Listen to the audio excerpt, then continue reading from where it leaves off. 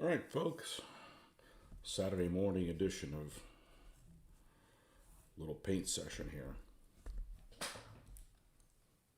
and let's see what we can get done. We don't have a whole lot of time this morning, but we are going to attempt to knock some stuff out here. The last time we left off with these two light horsemen done, so that leaves us with only one, and that's this fellow right here. It is a unique casting. It is a one-piece casting from Essex, and it is all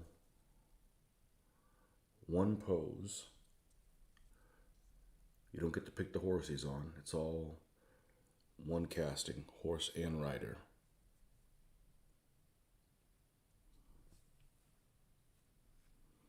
All right.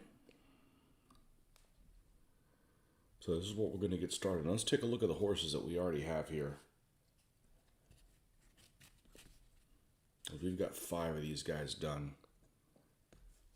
I don't want to pick I want to take into consideration the other horses that I've painted when I consider what color this one's going to be. So this is what the light horse stands look like. Turn them a little bit. Light horse figures for 3 stands. What's this guy here with his... Oh, I'm turning him the wrong way. It's difficult to do things back-asswards.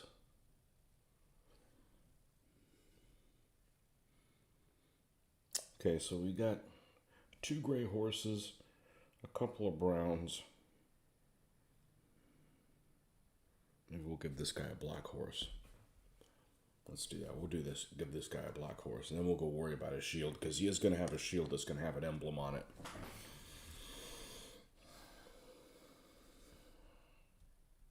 What that is yet, I'm not for certain. All right, so we just changed this thing out, and let's put on the black and the white right in the middle. I did a count. I got about 8 of these left, so I'm going to have to Amazon these things. I think I'm going to run out before there's I get a chance to go to a convention. We don't want to run out of this stuff. I guess I could do an experiment using parchment paper. I like these that are pre-cut, but it'd be kind of interesting experiment to see if that, in a pinch, you could just use parchment paper. All right. Well, last time we were on here, we were having some mold issues, so we went ahead and washed this last night in preparation for this morning. So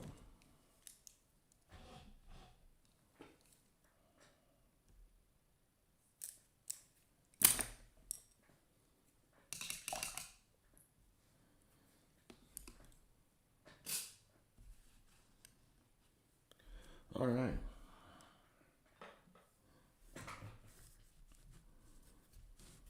Let's make sure, since we're going to play a black horse, let's make sure.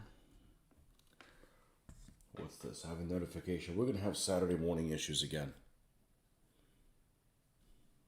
I hope not. The other day, the internet was down for most of the day, but it was a work day, so I didn't need it. I'm not one of the lucky few that gets to work from home.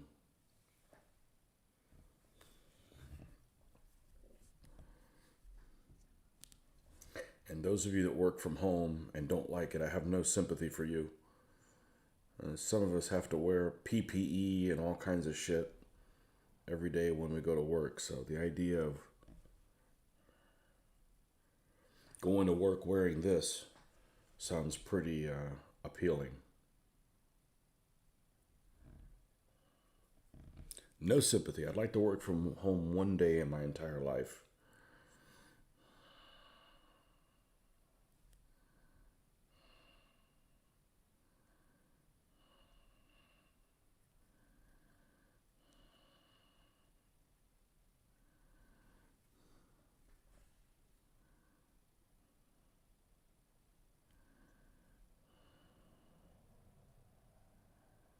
So we're just going to cover everything in black just to make sure we didn't miss a spot from the original primer before we go any further.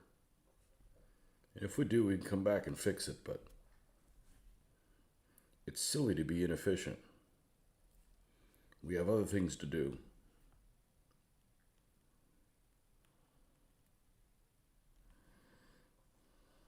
All right, we're going to take a little bit of dark brown.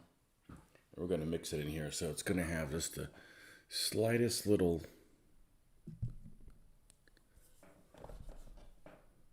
twist of that.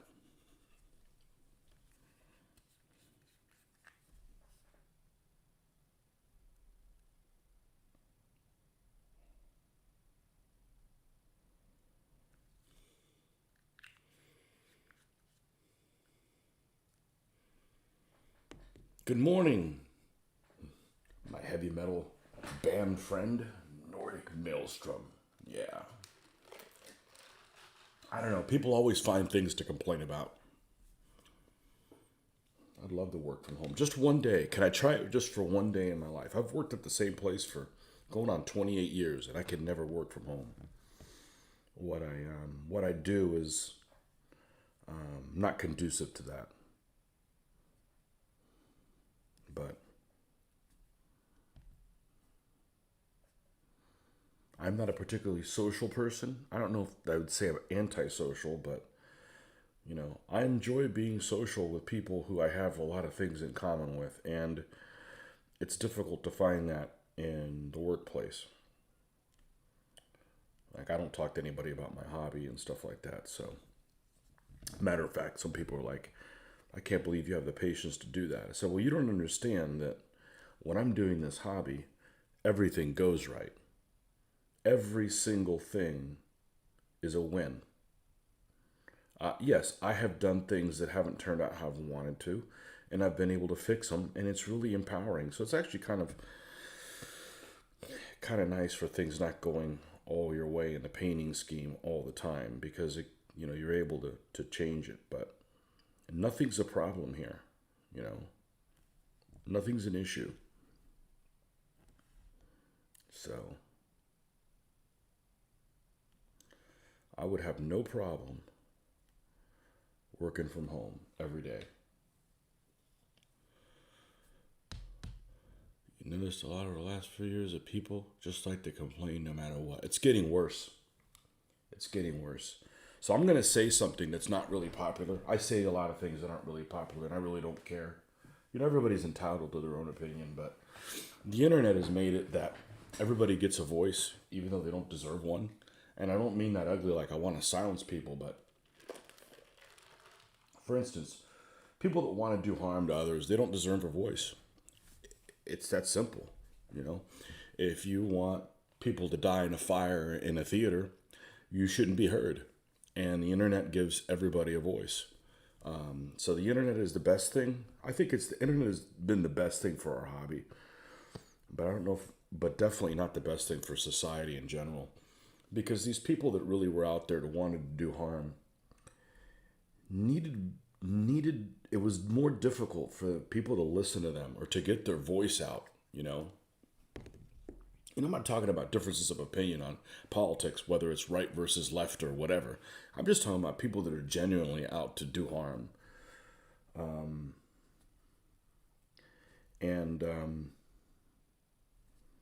Yeah, it's one of those unintended consequences. Everybody gets a voice. It's easier for people to, well, I can imagine. I have not tested this, but it's got to be easier for people who want to hurt children to communicate with other people that want to hurt children. So, the internet is not all good. It's kind of like freedom. With freedom comes responsibility and consequences. So,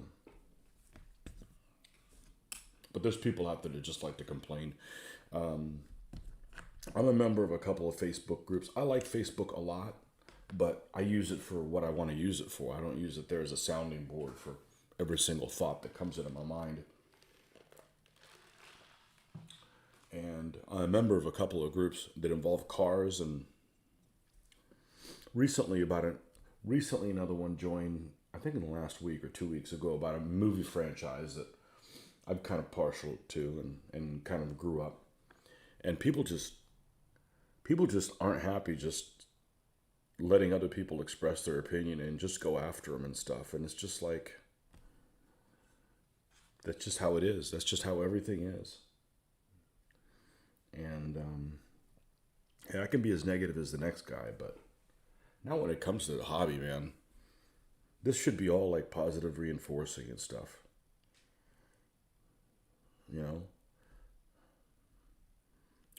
our group, when we play, we have, I'm not going to say vast because that's probably inaccurate. We have very different ways of playing, and that's fine. I'm fine if other people like to do other things and I don't. I think that's what makes us a stronger, together. But going after people, man, you must not have a lot on your life must suck when you're not in your hobby thing. Your hobby should be all positive. That is why I don't use social media. Far too toxic for me. I agree fully with what you just said. Oh, you're one of those guys that agrees with everything. See, you're part of the problem too. I'm kidding. Yeah, I don't mind social media at all because I just don't respond to people. I don't respond to people. I don't get baited by that. And I also don't have to keep them around either, you know.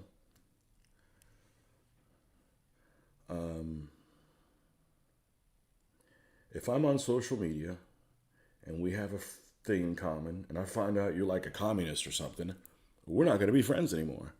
It's that simple. I don't have to throw you off the helicopter, but I'm not going to interact with you anymore. You know? So you don't have to put up with people's stuff. Just like if you've got a social media page, it's your page, you should be able to put whatever you want. If you want to go pick a fight on my page, I don't really put controversial stuff on there. Then, your stuff gets taken down and we can't be friends anymore. We don't have time for that. But I know one person in particular who posts fairly controversial stuff on there and has lots of his friends that don't agree with him, and he just keeps people around arguing with him. And I don't have time for that. I don't have time for that. That's it.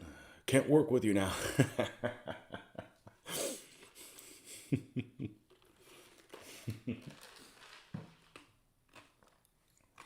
Social media and hobbies should be about bonding over what you have in common, not let's find other reasons we don't like each other over.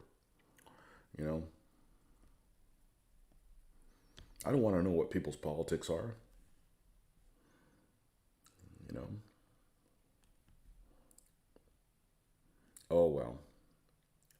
I've been in the minority my entire life. It's just more of it. So.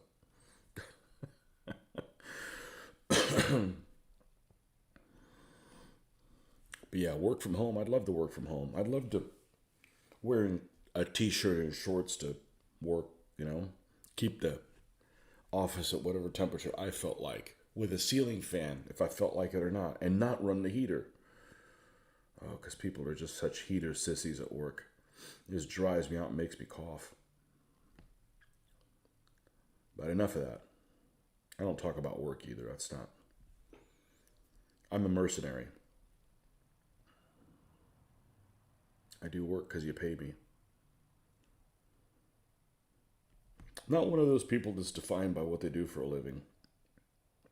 If you are, good for you. I'm not. Doesn't mean I don't want to do a good job while I'm at work. I'm just, that's not my definition. I'm defined by things that make no money. How unfortunate, right? I'm happy while I'm doing them. So that's the important part. All right, so we just added a little bit. This probably isn't going to come out really well until we get into the later stages but there's just a little bit of shading on the horsey there.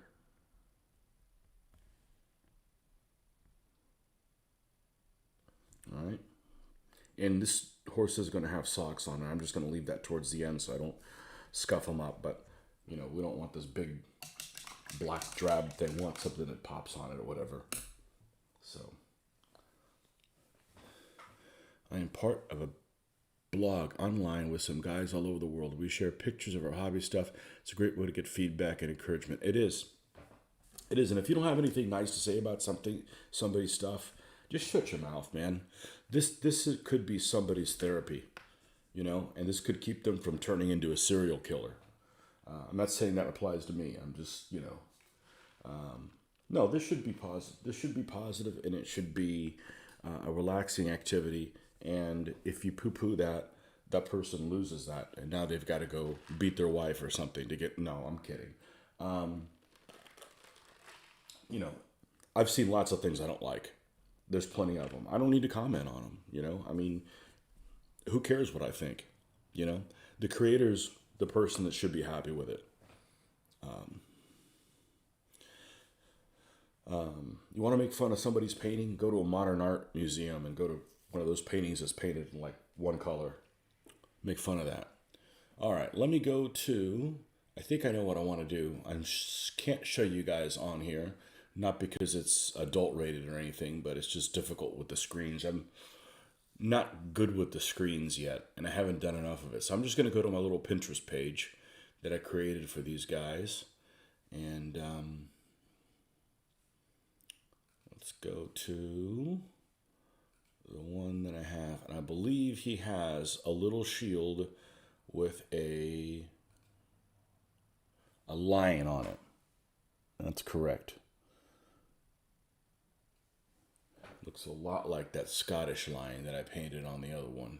Maybe I'd rather do something else. I definitely want to do something that's a little complicated. Oh, here's another one facing the opposite direction. Maybe this is the guy we should do.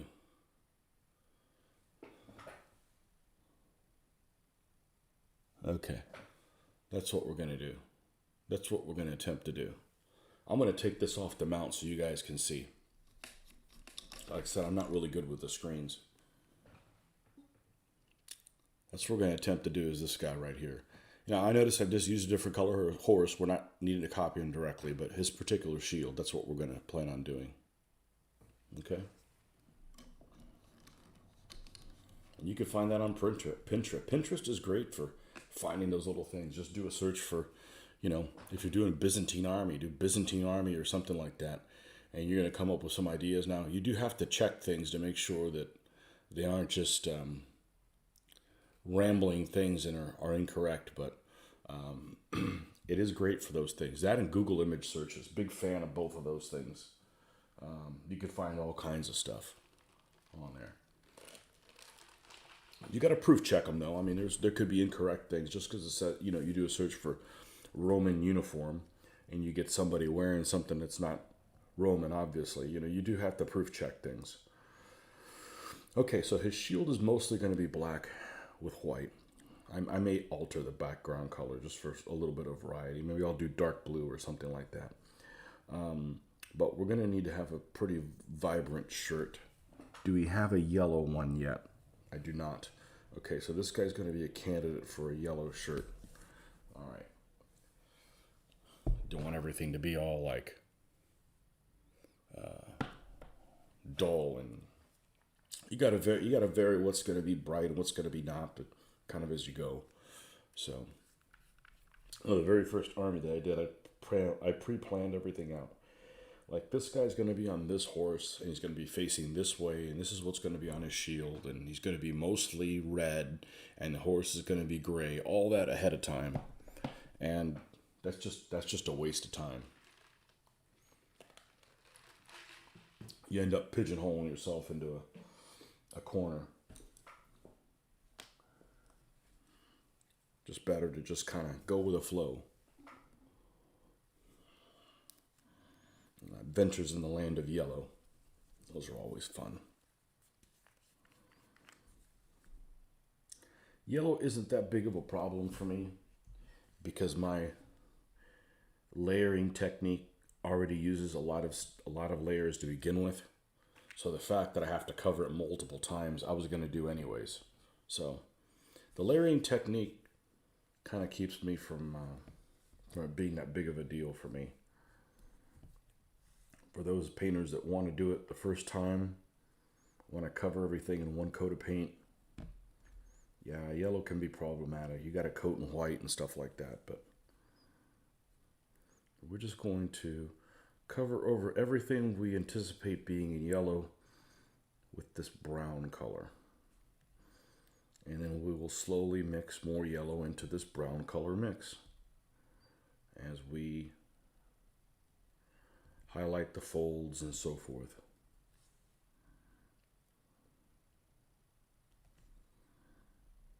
I'm not sure why I started painting. Well, I probably saw it in a magazine, but the reason I paint more diluted than anyone else I can think of. And I think part of the reason was because I knew I was going to put a lot of layers down and I didn't want them to clog the figure's detail. And the nice thing is, if I ever have to change something, and I've had to do it a couple times, I started with this idea of I'm going to paint this, that, or the other. And when I got around to doing it, it looked like the two colors that were next to each other just didn't work out. It didn't give me the kind of pop I was looking for. So I had to repaint it. And it wasn't an issue because I paint very thin. And yeah. And this method is really forgiving.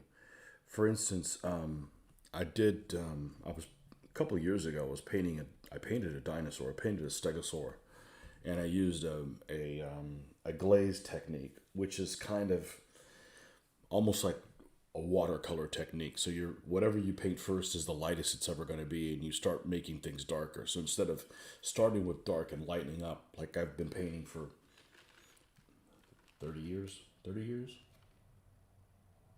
Yeah, about 30 years, maybe a little bit less than that. I'm doing the opposite. I base in white and then glaze and stuff. It's not very forgiving at all. Not very. It's not that it's not that I'm making a ton of mistakes, but it's just nice to know that if I do make one, I don't have to fret over it.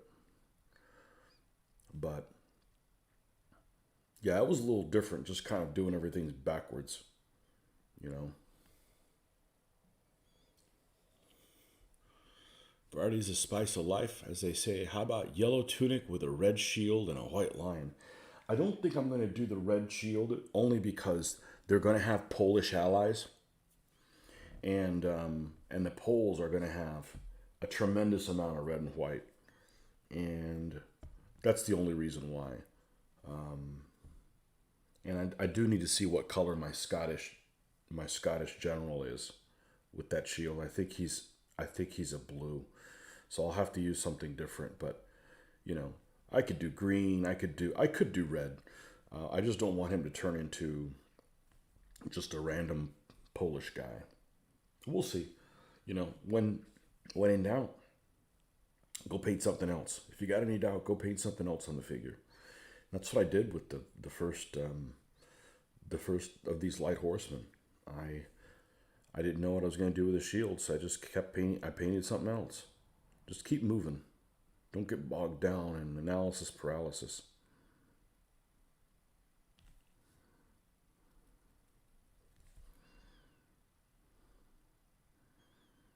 Which I've done plenty of in the past. It's not like I'm not guilty of it. We're all guilty of different things. It's just, when you want different results, you got to do different stuff. So I've come really close to ordering more figures for an army that I haven't even thought about painting. And I'm like, nope, I don't care what the sale is. We're going to finish these guys and then we'll worry about what's next. Otherwise, the tens of hours I've already spent on these guys is all flushed down the window. Flushed down the window? No. Flushed down the toilet. Thrown out the window. So like I said earlier, this is going to be kind of a shorter paint session. Again, we should have painting tomorrow though. I've got to do something gaming related this morning, so there might be another video soon. Hint, hint. So we will see. No spoilers, but that's what the plan is. I actually could have started at about 7 with that plan, but I'm like, nope, I'm getting my painting in this morning.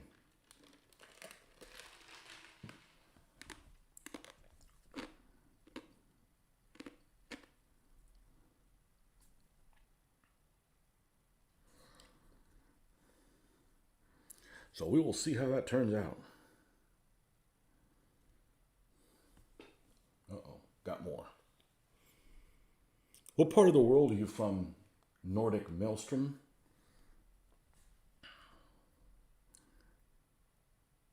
Probably Europe.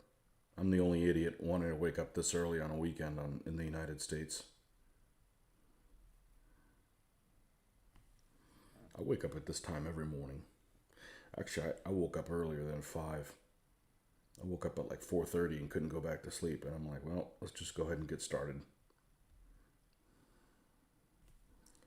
with everything that we need to do.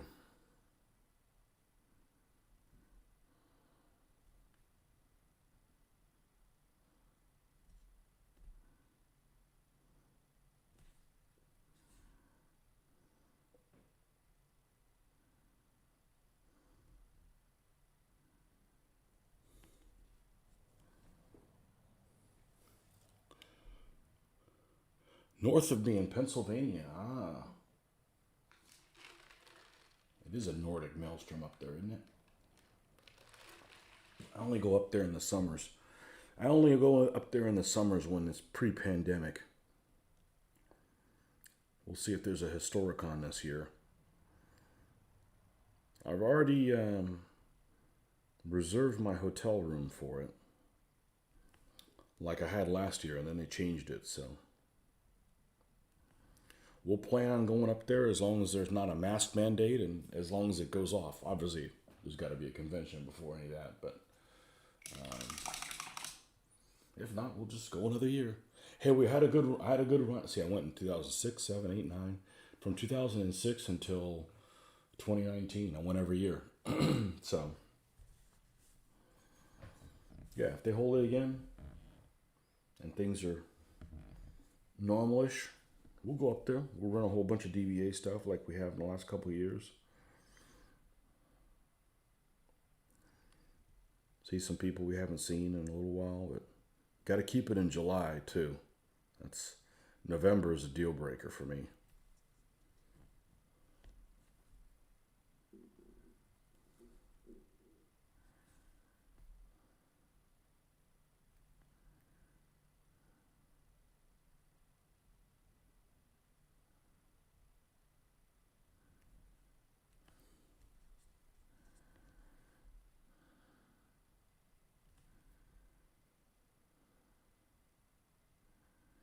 But that's what the plan is.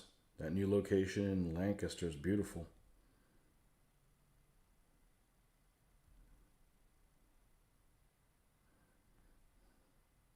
The people that complain from working from home, they fall into the same category as people that complain from, oh, they moved to Storicon 4 hours from me. I can't go. Oh, weenie. We drive freaking 14 hours one way. Go cry somewhere else. I haven't gone to sleep yet. Oh, dear God. I have a wacky sleep pattern. No kidding. Hot as hell up here during the summer. It is. The humidity is a killer. Tell me about it. I think the last year I was at Storicon was 2009, I want to say. Yep. I was there that year, too. That was the last year they had it at the host before they moved it.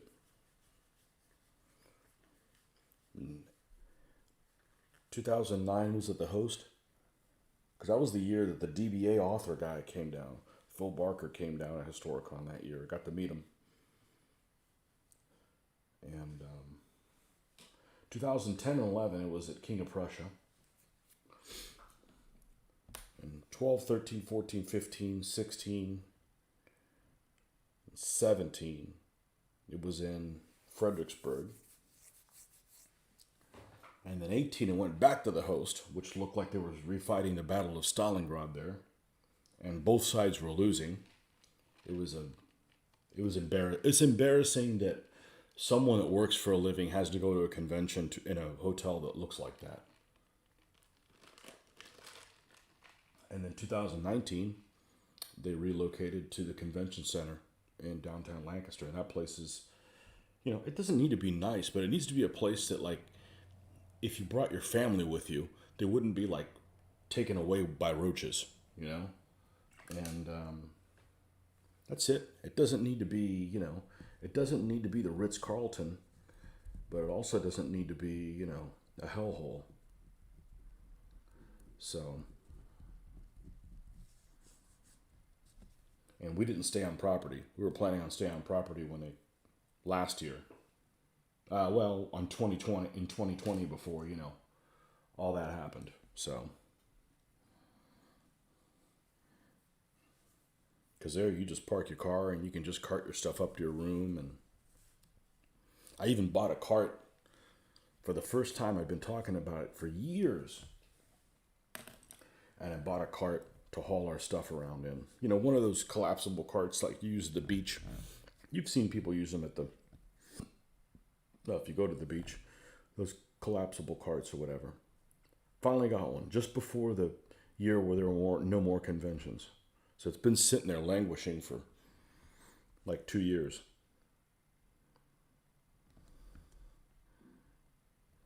Moral of the story, if you're going to buy something for your hobby, folks, buy it early, not late. You never know when the pandemic's going to hit.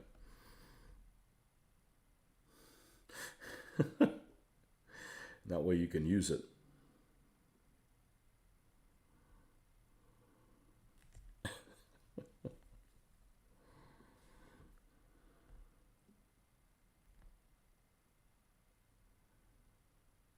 Won't be making any videos of what games we're running at conventions anymore. Every one of those that I've done, it's changed. So I'm like, nope, that's just frustrating to do all that work and then, things that are out of your control just change. So we'll run games, but I'm not going out of my way to make all these videos and then I can't control the situation.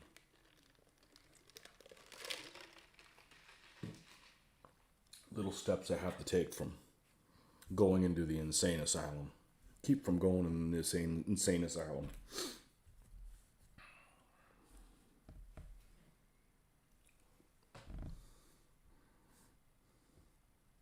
But we'll see. Maybe we won't be able to go to this convention either. We'll see. It is what it is.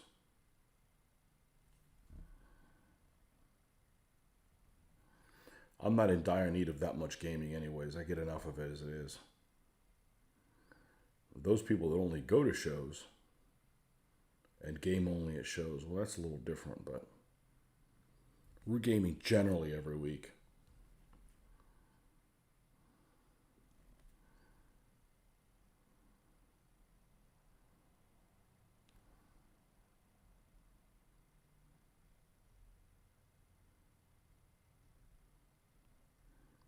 So that's usually not an issue. For me, anyways. Lancaster's quite nice, not too far from where I live. Had a bad sleep pattern because of not having anything to do right now. Trust me, it sucks. Yeah. Well, I've actually gotten more done painting now that there's been no conventions than I have when there was. Because I don't feel any stress. Like, I got to get these guys done by a certain time and they'll get done when they get done, and I'm not going to start anything else until they're done. So, that's it.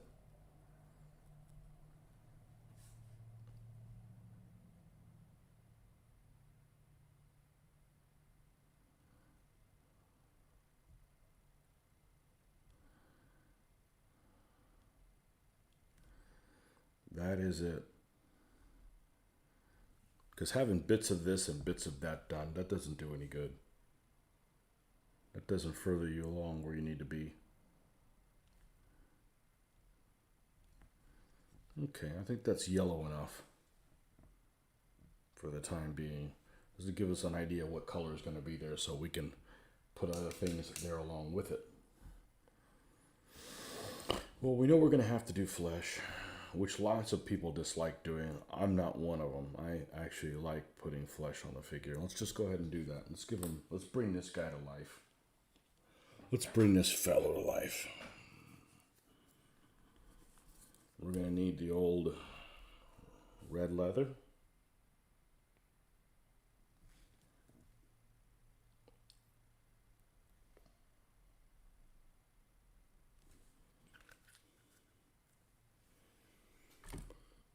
Started painting a lot more when I realized I was chasing perfection in the painting end, and then stopped doing that. My production, I started painting a lot more when I realized you were chasing perfection in the painting, and when you stopped doing that, my production went through the roof.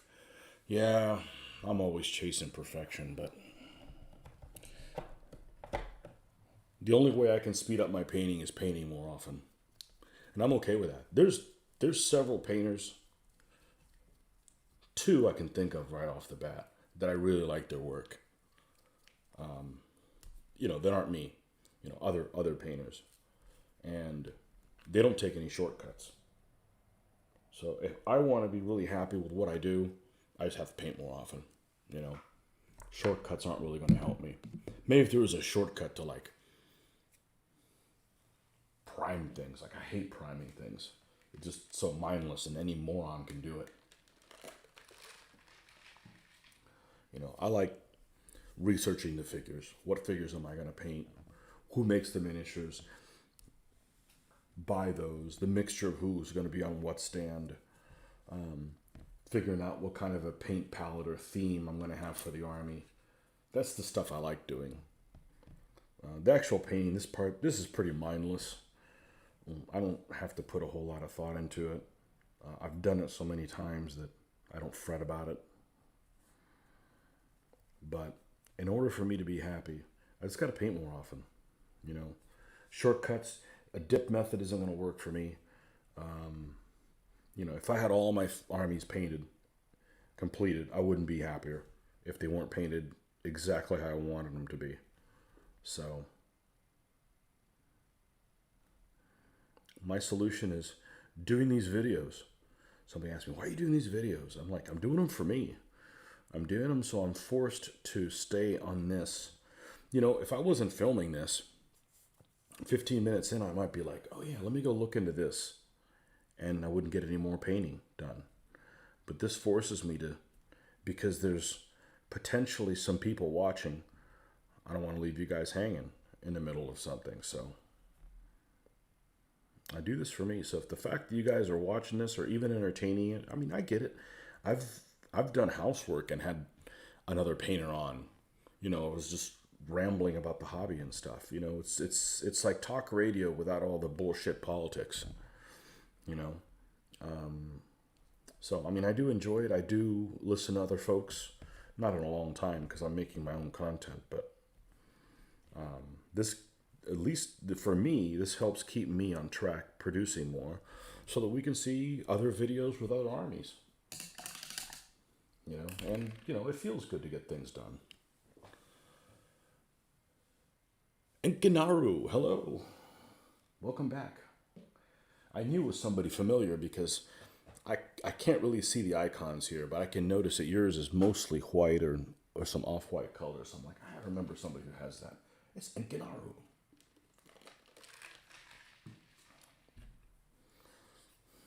Good morning to you. Or good afternoon, depending on what part of the world you are. Or good evening. Good evening. I think we need to do, we're going to have to use the micro one. Which I'm still not sure how I feel about these brushes. Well, I already had them, so.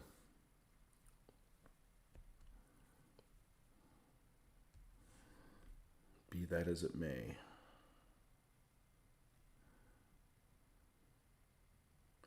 I used to hate painted faces too, until I came up with a method that worked for me. And now I'm happy. Now I be happy.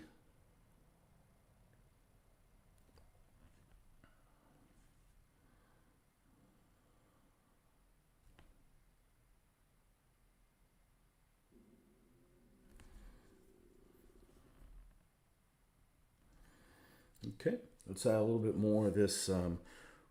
Once we're almost up to this color, we can go ahead and add this mixture. This is the only part that I actually switch core colors on.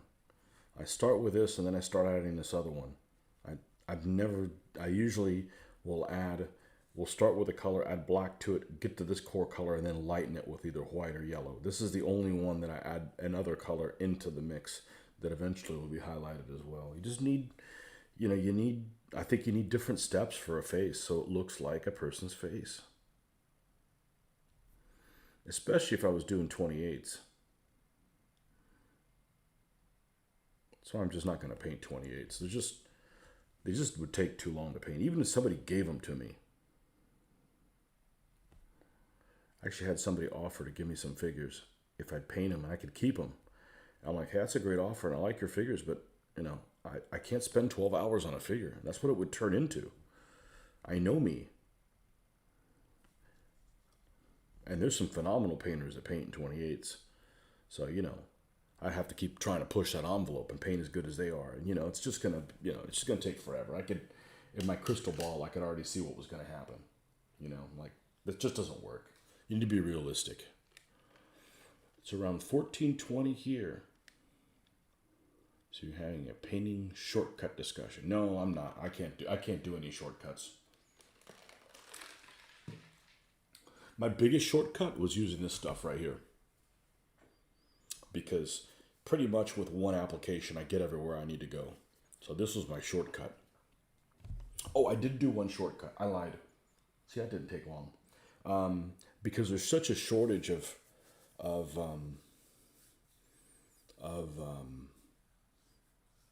paint things that didn't used to be a shortage of. When I sealed my figures, I would spray with clear gloss and then let that dry, and then clear flat and let that dry, and then brush on flat to make it extra flat. I've skipped the spray on flat. I just spray gloss to seal and then wait for that to dry and then just do the brush on flat. So there's the two things that I have done shortcuts on. So I've corrected myself on those two things. I just need to paint more. I just need to paint more often. And now I've gotten to the point where I don't even sit down and paint if I can't film it. It's just because I know when I film something, I'm going to get something done worth accomplishing. I may not be done with a figure, but I'm going to paint for a long enough time, assuming the internet behaves, that I'll have something accomplished. And I'm just not interested in just sitting down and painting without it being filmed. Because unfortunately, I can't just sit there and put something on the TV and paint, because I'll be distracted. I'll be like, hey, that's kind of interesting. 7 minutes will go down and the paint that's on my brush is dried on it. And now I gotta fix a brush. I know that because it's happened to me before. I'm not a good multitasker.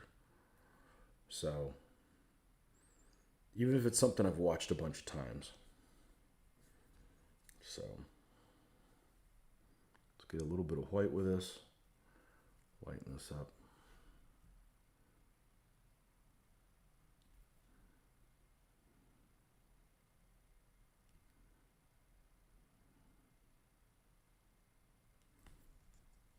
So this is the best thing I could do right here. For me and for getting stuff accomplished so we can do more videos of interesting subject matter.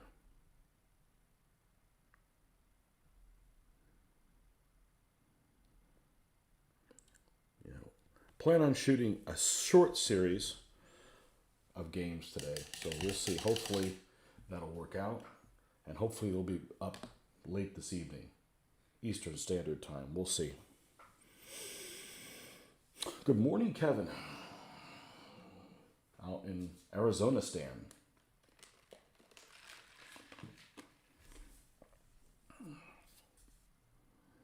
Okay, I think we're okay with his face at this point.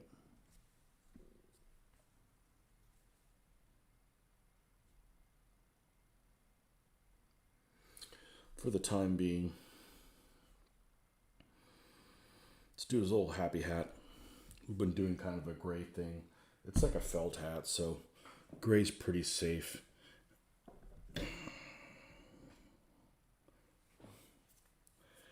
Ironically enough, my best looking armies are painted with all possible shortcuts.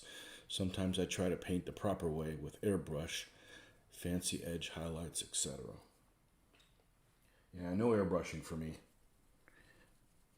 I don't want to spend the time cleaning it. It's just too much of a pain. And I used an airbrush many, many years ago. It's just not. And I got to go in the garage, which is cold almost, hot almost all the time. Unbearably hot almost all the time. Not right now. It's actually nice in there. Well, it's probably 60 in the house with no heater on because it's like 40 outside. I think our high is going to be like 42 degrees today. It's going to be a great day. I like that. Don't threaten me with a good time. As long as it's sunny. And it probably will be. That cold here, it probably is.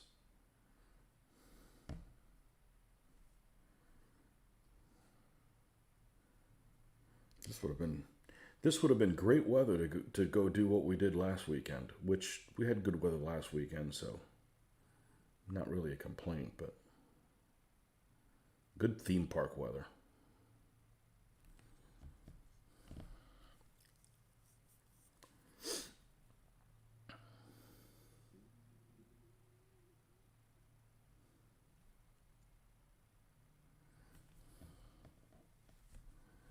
Didn't realize when I was growing up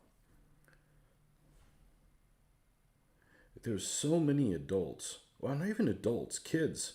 I don't know. It seems like it's a lot less prevalent, a lot more prevalent than it was when I was a kid. That just don't do roller coasters. I mean, when I was a kid, everybody went on them. Either that or you got called a sissy. I guess people are more embrace their sissiness. I've always liked them. So we got to go on a new one we hadn't been on last weekend, and we thoroughly enjoyed that. So we're big roller coaster fans here. So when my daughter was growing up, we'd be like, okay, she's almost tall enough to go on the next one. Almost tall enough to go on the next one. And I always had a good experience with it.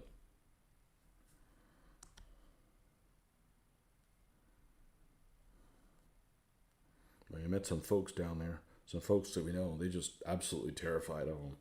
I'm like, man, you get on a plane. A plane's a hell of a lot scarier than a roller coaster, and not any fun.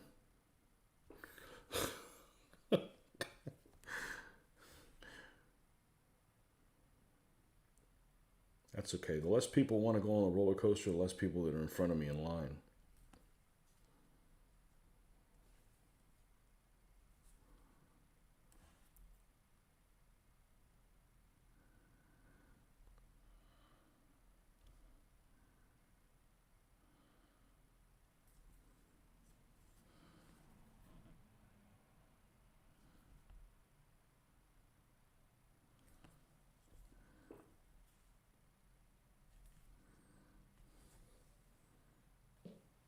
Well, got some juices going. People are waking up. I'll trade you weather. It's -5 degrees outside here. We're having a heat wave, a tropical heat wave. You love roller coasters, but can't ride them anymore because I suffered really bad whiplash in 2014, and my neck unfortunately can't handle the movement. Well, there's a couple of roller coasters that they've got the neck guard that goes over you, and they just bounce your head from side to side. I rode one of them last weekend, and I literally the entire ride I had my hands by my head so I wouldn't beat the crap. Not because I can't handle it, but you have a freaking headache when you're done. It's like, dude, you guys need to fix that thing. A few times a year, I'm painting demos at shows and fairs, and most productive in terms of numbers finished. I guess an audience helps stay motivated. It does. Roller coasters always cause me pain. That's two people that aren't in line in front of me. Yes! Now you want to go on a roller coaster. Crap, somebody stepped in front of me. Never was on one because I was kind of easily scared child, and my parents always was all, no, they're so dangerous. I love them. And I don't like heights. But I've been on plenty of them. Now, there's some rides that are too scary, but roller coasters aren't them. I like them. You know, my motivation was growing up. You see some candy ass looking kid or whatever, or some old lady. I'm like, if they can go on there, I can go on there. That was just a, that was just what I always did. You know, like if somebody sorrier than you can go on there. But yeah, I don't want to do the ones where my head's banging into stuff and I get a headache and you know, I didn't sign up to be tortured. The other thing I enjoy is I enjoy going on a roller coaster that I don't know what it's going to do yet. Like I specifically, this one that we rode on, I had not seen any of the previews of it at all. I didn't know that it had like 2 launches at one time. It was really cool. We rode it like 4 times last weekend, so that was a hoot. But you know, a lot of it depends on, you know, the effect on your kids. I've bred my daughter for roller coasters, so to speak. You know, so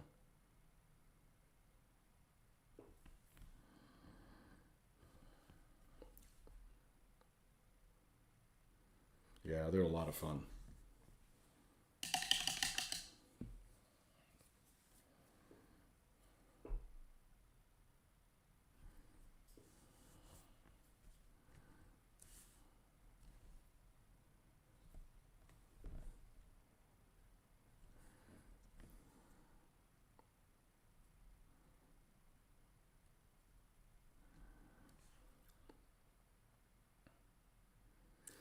So go tell your parents they owe you your childhood again.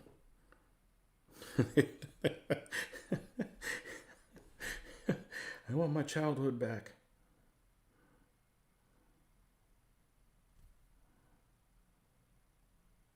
I had very safety conscious parents, and that was never an issue. I read somewhere that Florida, though, has the safest record on roller coasters. I don't know if that's true. I just came across the article. We certainly have enough visitors that, you know, you want to do that so something doesn't go wrong.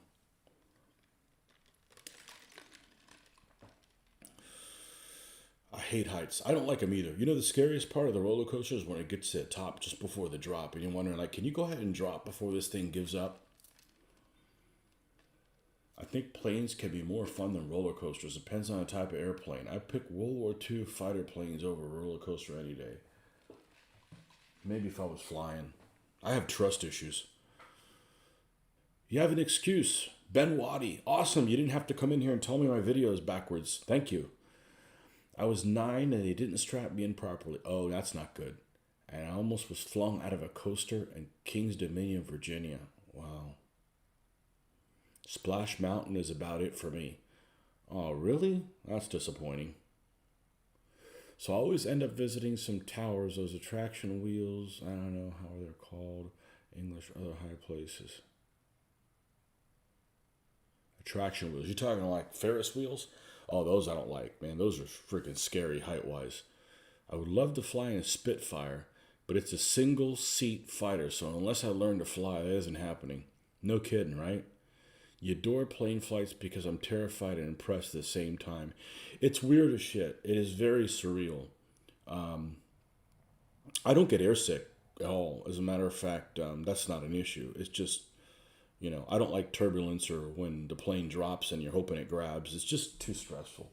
Nothing a couple of whiskeys can't solve, but, you know, I do like looking out the window, but it's very, very, very surreal.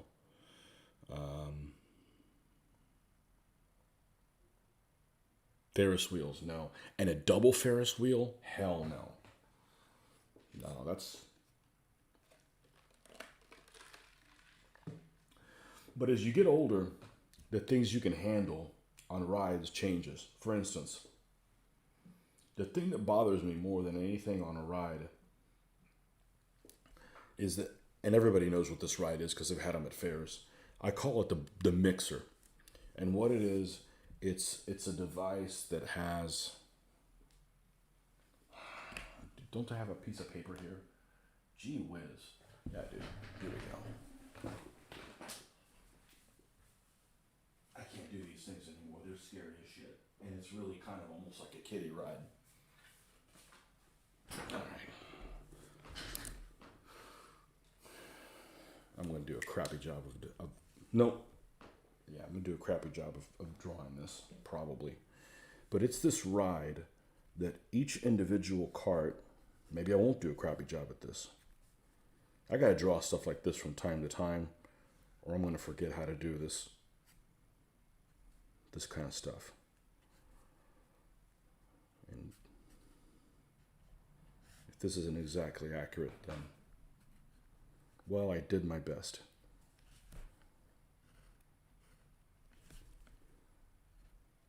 All right, we're going to do a really crappy version of drawing people on here. You could fit maybe 3 people in these things. Okay, it's this ride where you have this little cart that has not individual seats, and you can slide from side to side on it. All it is this metal bar that goes across the front of you. And this thing rotates. Well, this thing rotates, and I forget exactly how it is.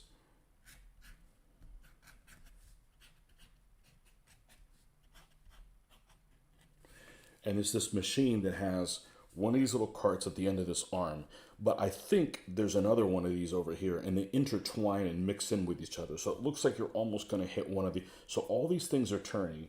This thing is turning within this as well. Plus it's turning with the other machine. And when you get like this momentum and the other one momentum going together, that force is like, man, I'm going to have like a freaking heart attack. It's not like it's going to make me throw up, because fortunately nothing makes me throw up. Except too much champagne. But yeah, this, I can't do those anymore. Because the centrifugal force, I can do it. I'm just going to feel really bad. But roller coasters doesn't affect it. You know, that's actually scary stuff. Centrifugal stuff like that. And not just turning in a circle, because I did one of them teacup things and that was fine. But that stuff where it looks like you're going to slide all over the place and fly out, I can't do those things anymore. It's just too scary. Oh, you hate Ferris wheels. They scare the shit out of me. Yep. You know, if you don't get on one, you can't be killed by one. Thin your paints, a little bit of water, take your time. Yep, absolutely. Any tips? Brushes. Brushes are more important than well, there's so many good paints now. When we all learn how to paint, I shouldn't say that. When we all started painting, what did we start with? Testers or Pactra paint? Pactra paint, man, what an abortion that was. And the brushes they gave you in those little starter sets, they were horrible. You couldn't do anything with them. They were like,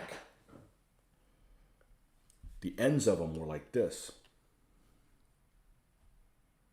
Okay? Except they weren't made out of this. They were made out of like plastic. And you couldn't, it just horrible. So anything's an improvement after that. You don't have to buy expensive brushes. I don't. But yeah, thin your paints. A lot of it is you got to realize how long it's going to take to paint what you're going to do. A lot of people will go in there like, oh, I just paint a figure. This should take an hour. Well, you could spend an hour on it, but it's not going to look very good. So I just realized it's going to take me about 4 hours a figure. I can get it down to 3. I can get it down to less than that, but these are pretty complicated figures. There's a lot that's going on them.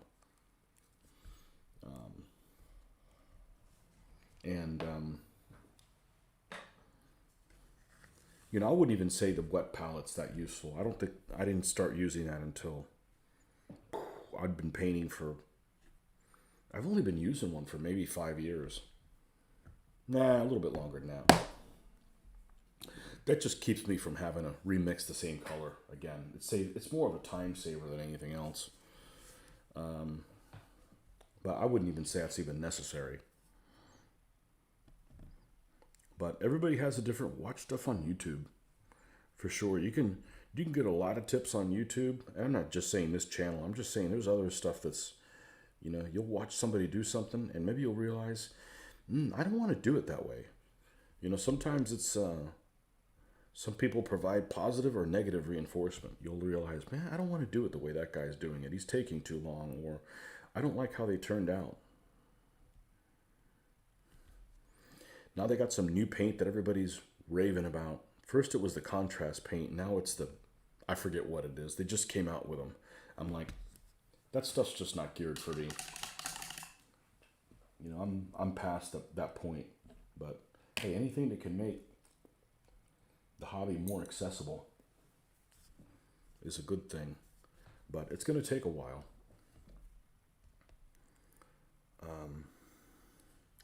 Look at the bright side. Your painting skill is going to improve a lot faster than you going to the gym. Put that into perspective. You know, if you want to build some muscles, you're going to be it's going to be a lot easier to improve your painting ability than it is improve your muscle ability.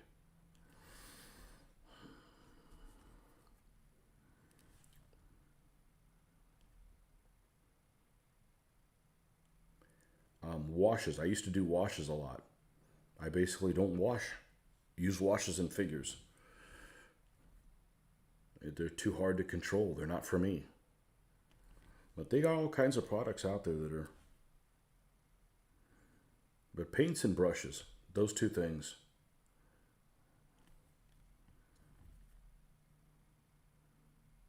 And when we first started painting, there was no acrylics.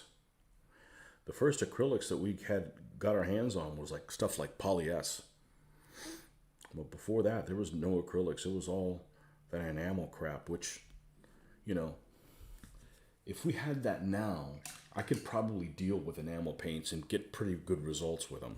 But, you know, now I know about thinning and all that kind of stuff. But back then, you know, as a kid, you know, you just improve. And if you're going to make mistakes, just learn from them and don't do the same thing again. You like the dry brush. I went through a dry brush phase. I use it very little. But you can get some good results with it. It just depends on what you're trying to achieve.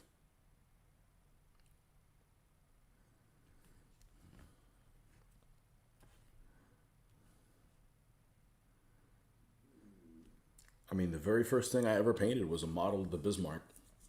And the only paints I had access to was somebody gave me this is like 1981, 1982 maybe. And the only paints I had access to, I didn't put enough of this color down, was a paint by numbers set, oil. And I painted my Bismarck with oil paints. And it took about 3 weeks to dry. Now, I didn't paint the hull because it was already molded and gray. So when you're starting out, you're like, oh, good, the hull's already gray. Cool, I don't have to paint it. You know, you're just a snotling. You don't know any better.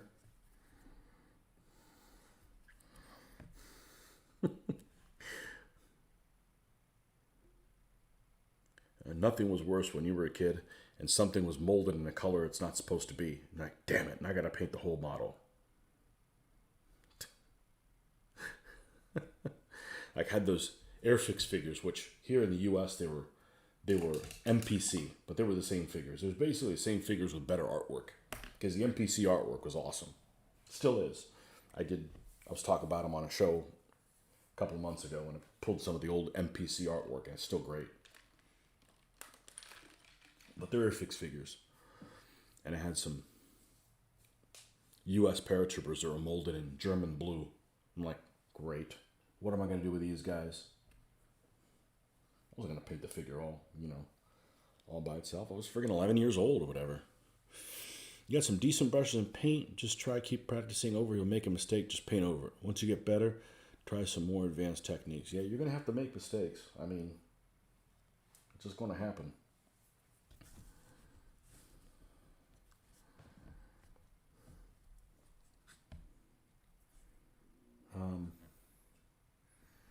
It's not quick. Even the quickest methods aren't quick, you know.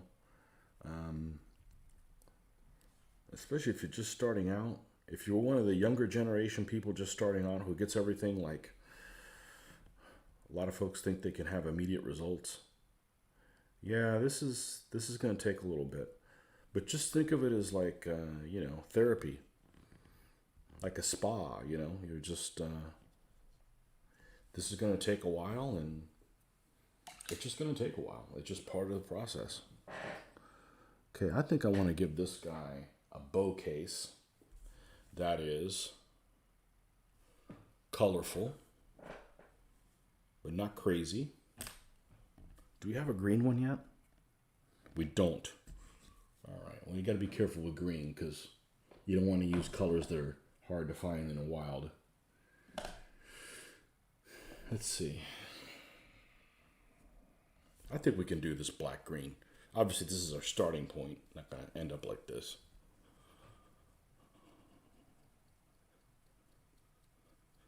Okay, Nordic, have a good day. Enjoy. Happy Saturday to you. First thing you painted was model funny cars. I remember being a kid in the late 70s. You have a birthday party. That's what they would give you. People would always give you model kits. I remember had a AMT, Ertl, MPC, all those things. I had a Luke Skywalker van. I had a van. It must have been is it 143rd? 143rd or 132nd scale? 124th? I forget what it was. Had a big decal of Luke Skywalker on there. It was like 1979 when I got it or whatever. 78, 79, something like that. And yeah, we started off with model kits.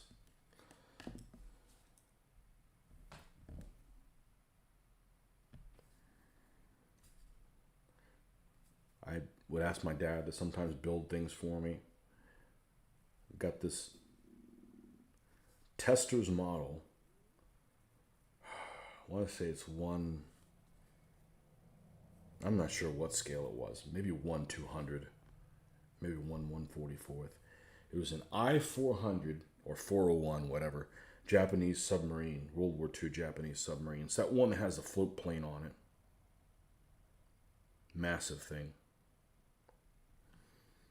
And he built it for me. He always used that crazy glue that, as a kid, never made any sense to me.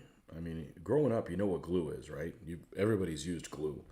But to have this glue that's no glue at all it does is soften the pieces and it welds them together. It was really weird as a kid.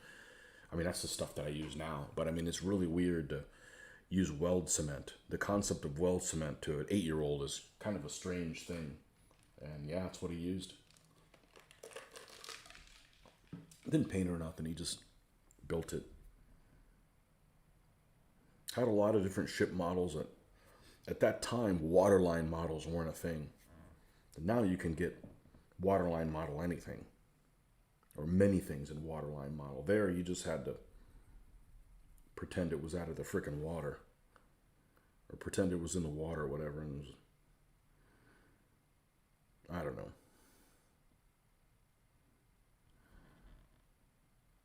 Different times.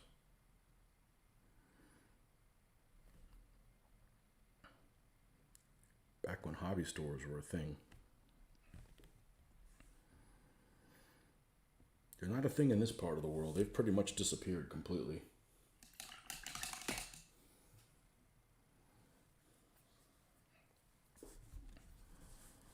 We used to have a craft store here in town called Ben Franklin. I think it was a chain. So imagine like a Michael's or something like that. And they had like a full set of Tamiya kits. 1/35th scale tanks. I remember going in there. You could just, they were out there and you didn't have to go to a specialty shop to get them.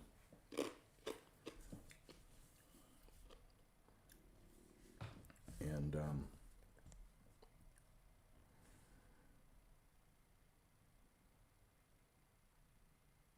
I don't know, has somebody done a study on how our hobby is done during the pandemic, if it's improved? Because, you know, honestly,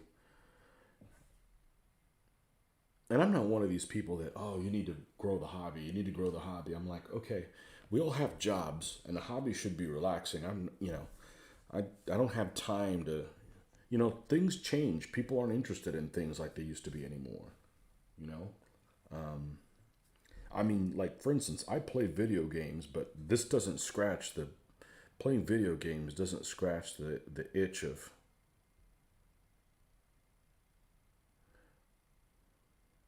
of painting and being creative.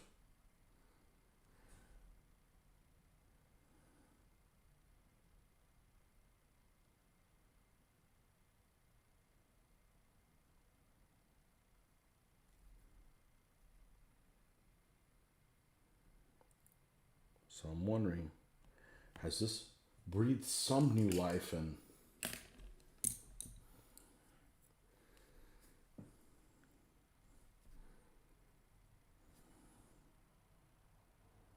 I've had people, oh, you need to run a demo game.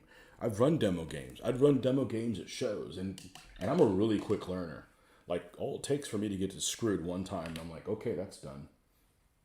You know, I've run demo games, and the only person that showed up was some guy who dropped his freaking kid off, and the kid didn't even want to play the game. I'm like, okay, we won't do this anymore. You know, I still got to pay to go to the convention, and I'm not playing other games. You know, I'm babysitting somebody.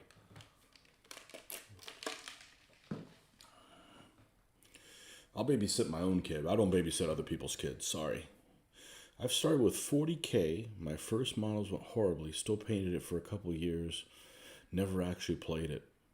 I actually painted a squad of Imperial Guard a long time ago because I saw what they look like and I liked what they look like in a White Dwarf. If I had pictures of them, they'd probably look horrible. You know, no shading on the skin, that kind of stuff. But I've never played a Warhammer game. Technically, I covered some toy soldiers in water paint not as a kid, but it doesn't count as painting. Online games picked up during the pandemic. Yeah, but I'm talking about like real stuff. You know, I mean, I think online games are here to stay. You know, there's a couple of those. There's a couple of games. There's a couple things that I wouldn't care if they died off. And one of them is those Magic the Gathering type games. And I'm not necessarily saying even the ones you go out and buy cards for, but like the ones that, you know, all these free games that they advertise on your phone and stuff like that are like free, but, you know, for a subscription, you get these other cards, and it's just like it's a freaking racket. You know, I can't believe that anybody would fall for that kind of stuff. But I guess people do. Any game that's available to play for free, I have never spent any money to like ramp up. I don't know. I guess they're trying to get on the gamblers, people that are gamblers. I'm not a gambler. I don't have the gambling gene in me.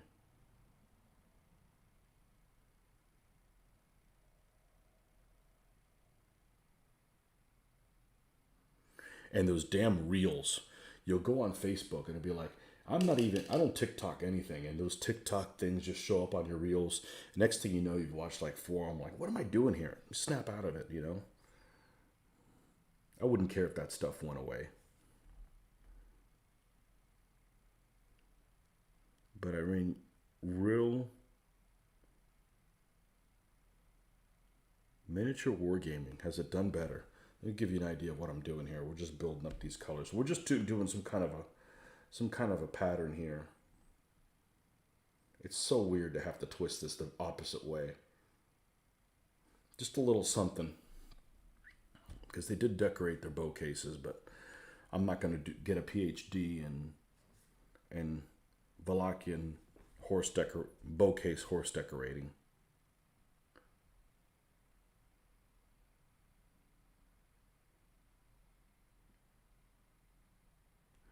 Just doing something that may seem right.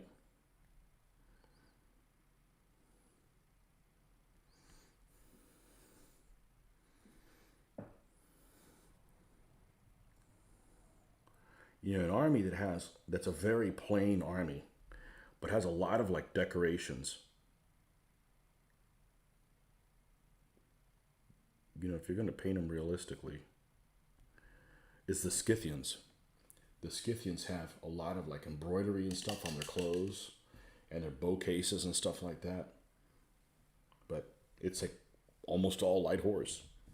So, you know, you could take it too far, let's put it that way. But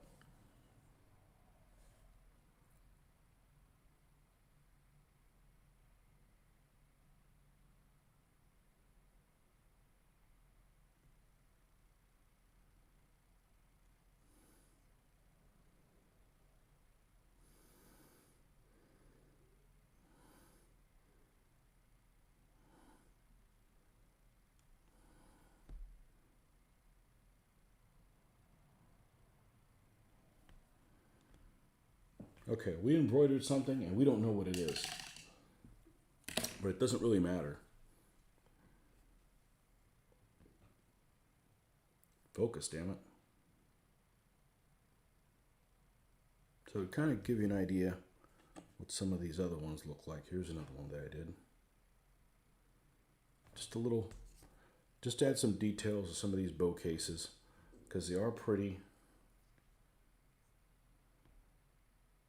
dominant on the figure, and they were decorated. And that's the thing about Essex figures, is Essex gives you a blank canvas when it comes to a lot of things. Like, here's this area, but we're not going to decorate it with anything. It's up to you. So if you don't decorate it, they look kind of bland. But they can be made look pretty good, so.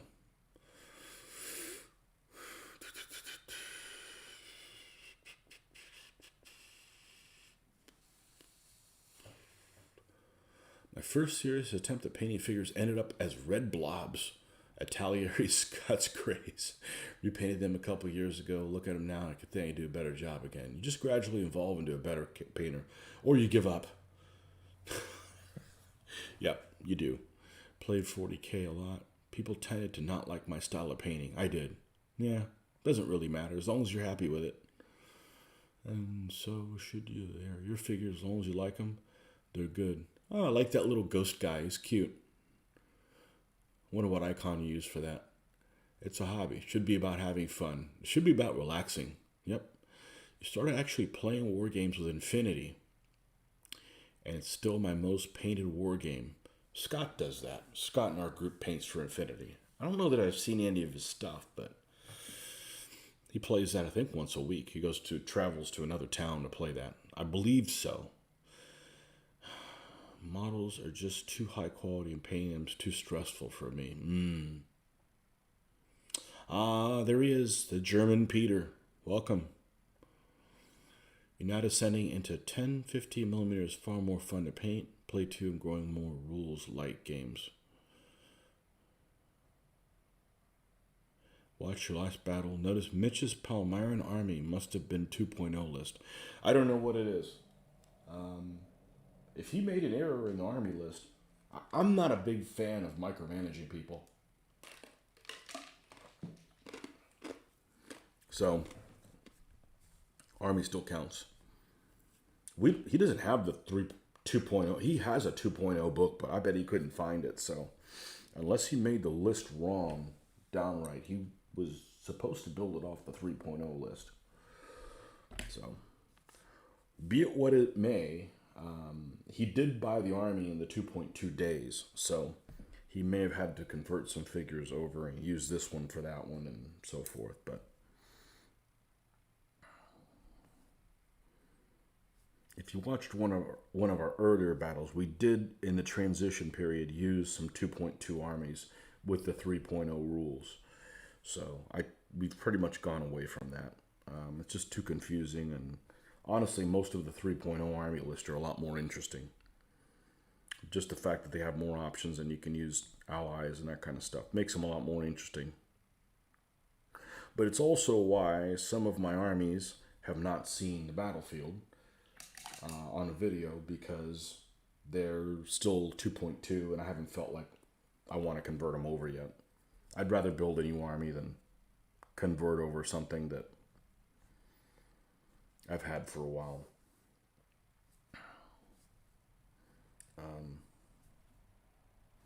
But there's still a few holdouts. My Tang Chinese aren't 3.0. My Koreans aren't 3.0. My Koreans have no hope. That army is significantly different. So, my Southern Dynasty's Chinese got nerfed and are completely different.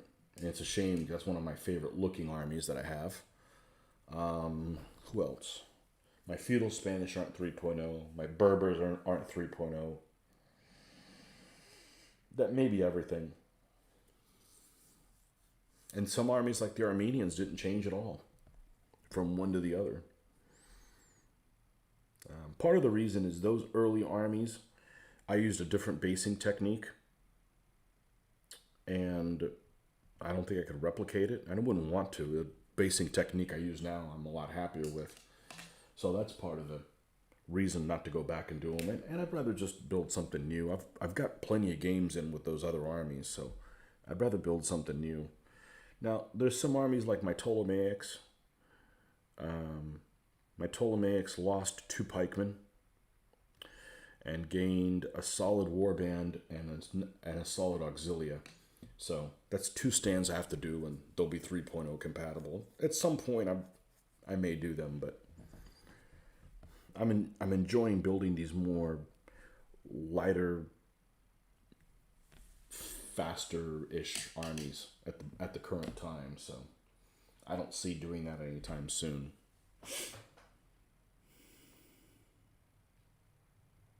Yeah, I don't know what that is.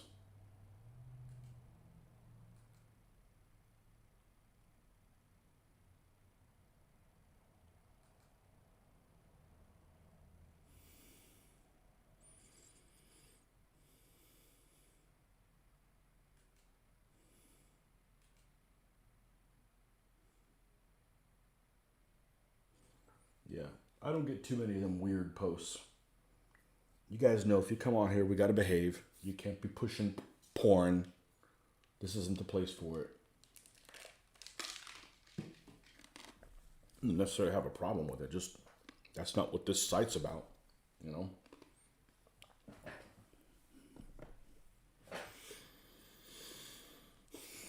You don't have to share your kinks with me. Keep them to yourself, folks.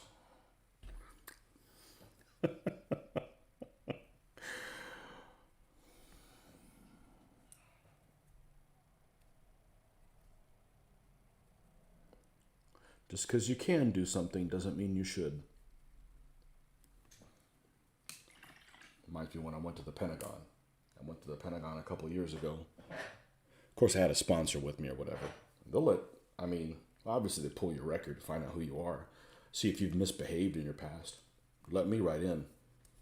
But you walk down a corridor, and there's the corridor, and there's the office of the Joint Chief of Staff. It's right there. I could have walked in there and said, hey, terrorists are over here, here, and here. That's where you need to, but they knew I wasn't going to do it. I know better than to do shit like that. But just because you can do something doesn't mean you shouldn't. So, if I was going to do something crazy like that, I wouldn't have waited 50 freaking years to do it. You know what I mean? Isn't Mitch's feet enough for you people? There you go, Ben. You hit it right on the name. There's somebody out there watching that has a thing for Mitch's feet.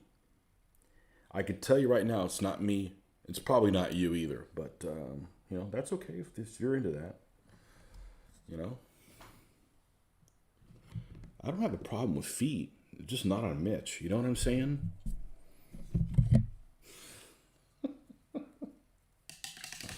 Holy rutabagas, Batman. Hey, maybe we'll see his feet shortly. I wonder if he's wearing pajamas right now. What's the other way they say them? Pajamas. This is my pajamas. This is shorts and a t-shirt.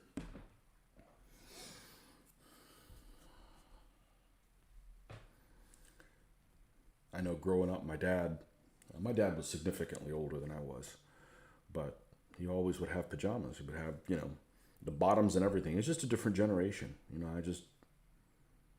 That's just way too many clothes to go to sleep with.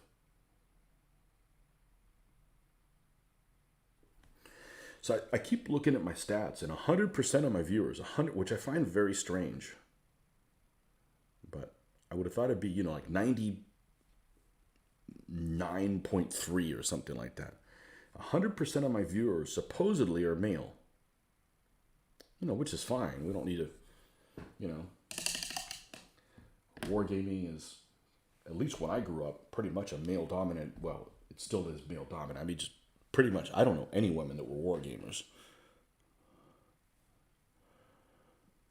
The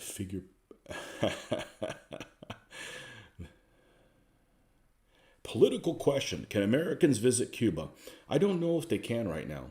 I think they can maybe through Canada. I can tell you this American won't, just on principle. I'm not going to. And I feel extremely strong about it. But I'm fine with other people can. You know, I'm a conservative libertarian. You know, I think people should be able to do whatever they want to do as long as, you know. But I'm not going to. You know, my dad left in 1960, and I don't know how much money he had. Obviously not very much, but he had like hide his wedding rings in his clothes and stuff. Almost like I don't want to say like a Holocaust because it's not the same. It really isn't. But, because it wasn't like he was going to be put to death, you know. But, yeah, I'm not going to voluntarily visit a place that my parents were lucky to escape. I'm just not going to, you know. And as a matter of fact, I'm probably not going to visit a country that I don't consider to be free. And I'm fine with that, you know. So you're not going to see me, you know. I'm not going to go visit one of these countries where, you know, my girls don't have any rights, and you know, other people can do that if they want to. It's just not me, you know. So I don't have that much vacation time, anyways. It's not like I need to be, you know, traipsing around the world and stuff like that. But if other people want to do that, that's fine too. But we will never go to Cuba, and I'm perfectly fine with that.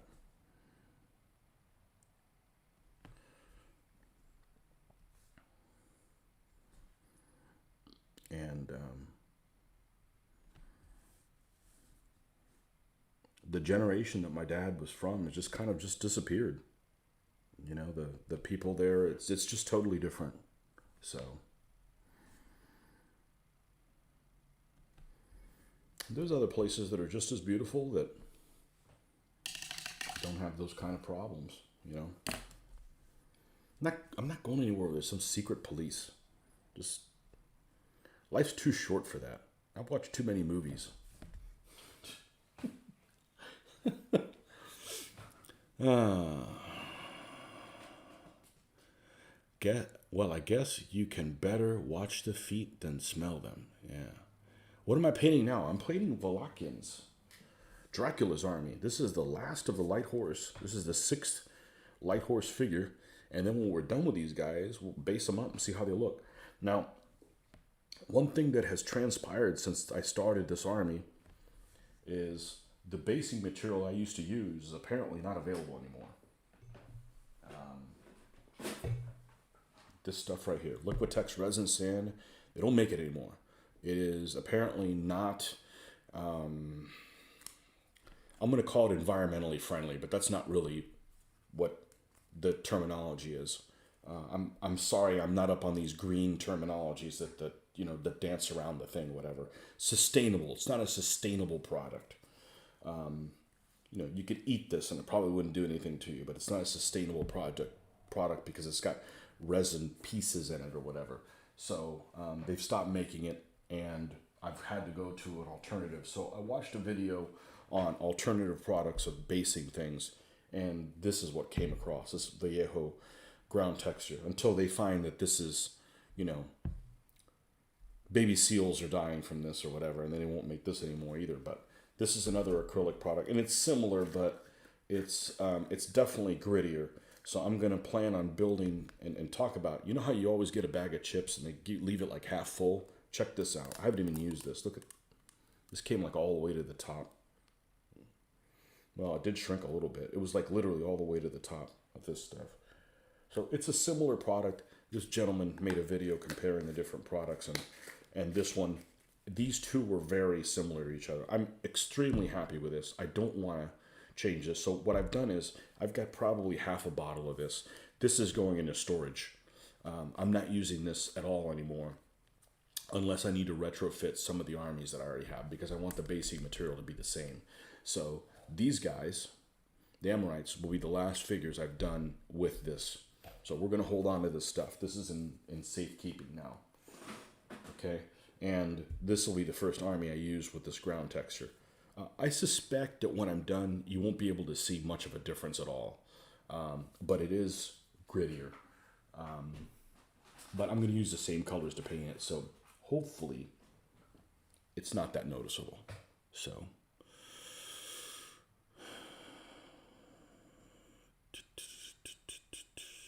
I've seen liquid sand for kids to use. Not sure they compare.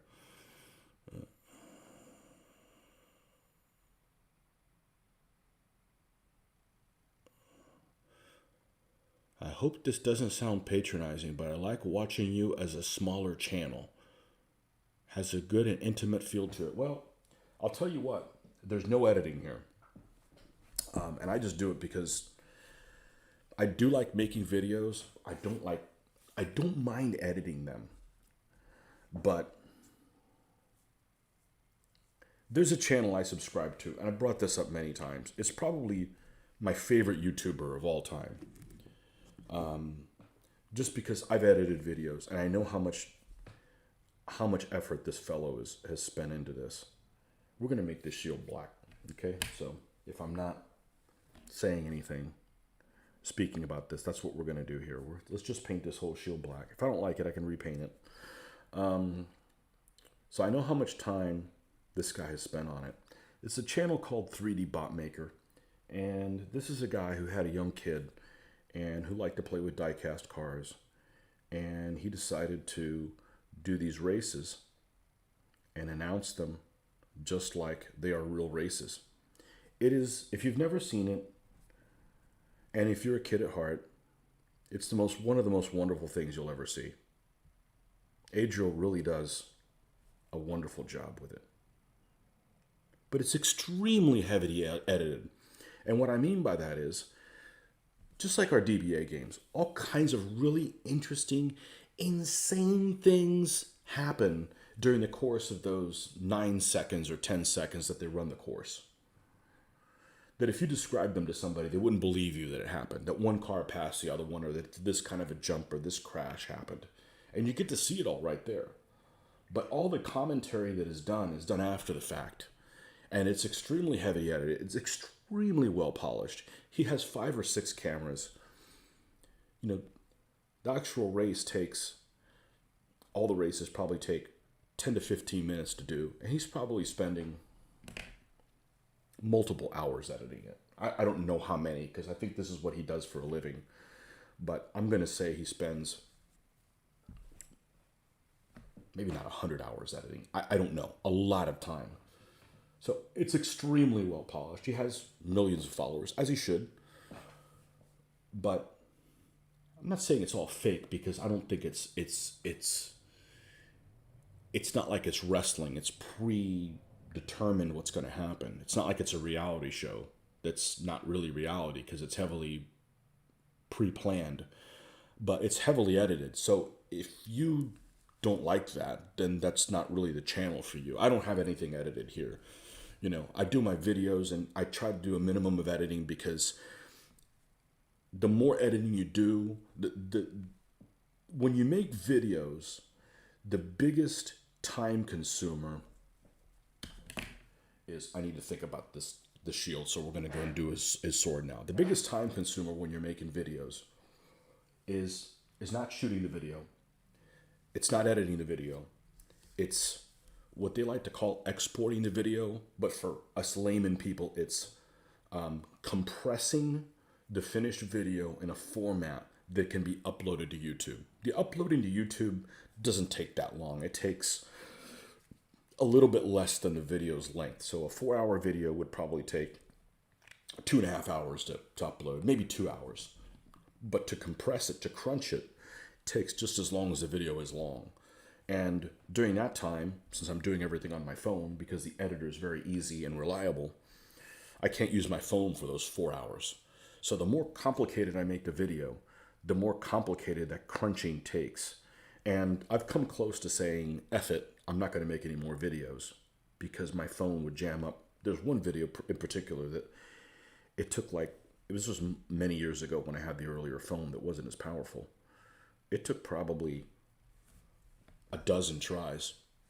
So during which time I can't use my phone, I can't surf, I can't, I can't do, I'm being punished, so to speak, for putting a video out. Now, I think that those days are behind me now with a more powerful phone, but that's really the frustrating part of the video. To make a more complicated video with editing and stuff like that just is not something I'm going to do, because that's ultimately going to keep me from painting here. Now, I couldn't do these painting videos until I had 1,000 followers, because then I'm not allowed to be live. I'm not worthy of being live. So I appreciate you guys following this channel for that, so we can do these live sessions and that kind of stuff, because that really keeps me from being burned out.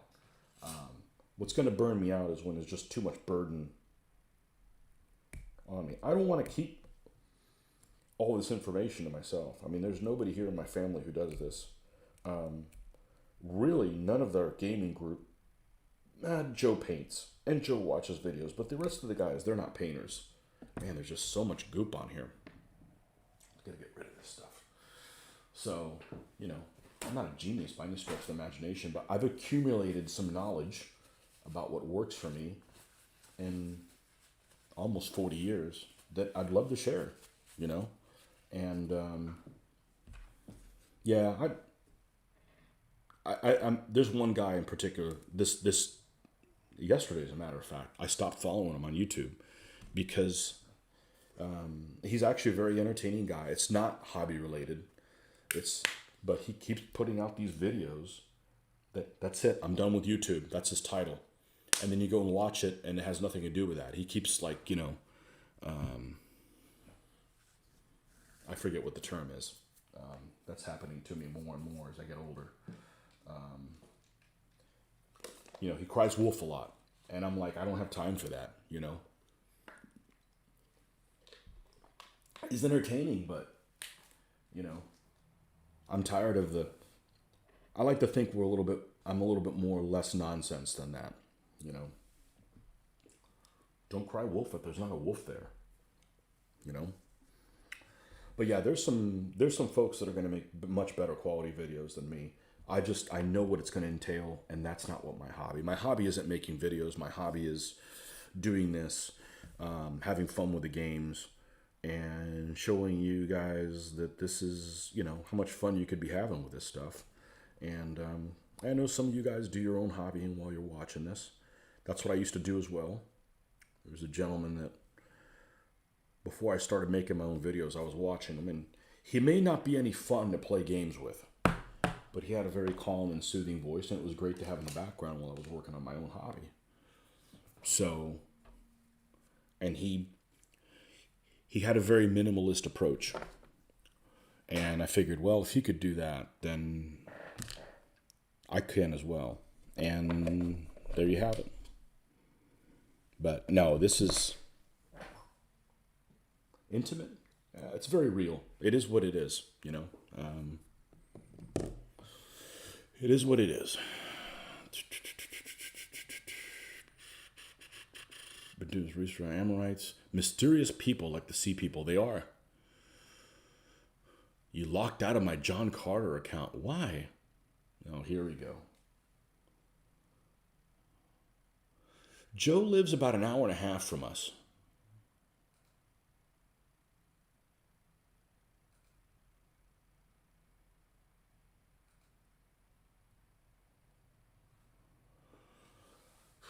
I guess we're having a flurry of Taliban coming by trying to sell their wares. Not going to get any traction here, folks.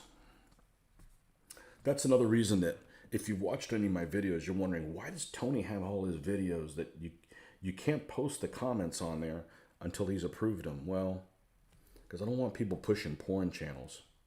And I haven't had very much of it, but there's nothing worse than uploading a new video, going to bed and waking up, and now you have to chase down all these 15 people and put a stop to them. So it's just a lot easier to just go on there, moderate comments. And I know it affects the amount of people responding to it, but it's just one of those things that I got to do that or I'm going to go crazy, chasing all the cockroaches, Do we have time to do this lion shield? We have time to do this lion shield. We have time to do this lion shield because this shit is fun. I know, I'm a sadist. All right, let me look at my... For those of you guys that are just joining us, this is what we're trying to do here. Let's see if I can turn this without... I'm going to have to unclamp this. I'm not good with the screens, but this is the guy that we want to do. This is the shield that we want to do. We wanted it to lion rampant on there. Okay, so what we're going to do is, when you're doing something complicated like that, you want to break it down into basic shapes so you can pace where everything is going to be on the figure. You don't want to like run out of space. You know, you don't want to focus on all the details. Well, you may want to. I don't want to. And I've done this because I've made that mistake before. Clickbait. That's exactly what that is. Thanks, Ben. That's exactly what I was thinking of. Yeah, I don't want to clickbait anything. That's immature. All right, we're going to use a small brush, and we're going to put some basic shapes on here to get the lion in the shape that it is. Okay? We're going to put some black here, and then we're going to add a little bit of white. Okay, right now we're just focusing on getting some basic shapes on here. I'm sorry I don't have a better angle in this. Maybe I can get a better angle in this. Let's see. Maybe. Ooh. Always improving, right? Got to stay improving. This is cool. I don't get to talk to anybody about this stuff, so.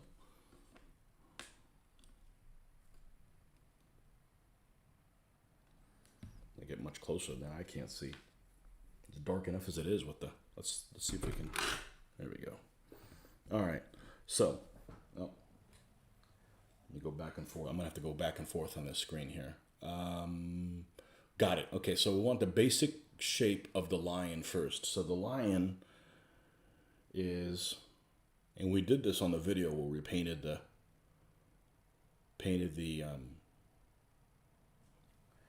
I'm actually going to leave the screen for a little bit. I'm going to keep it on my screen here, so if you guys make a comment, it's going to take me a little while to get back to you. Let's thin this down so we have some control. It's all about control. Okay? And we know we're going to have an arm that's going to be out here, okay? But the basic shape of the lion is going to be like this. And then he's going to have like a puffed out chest.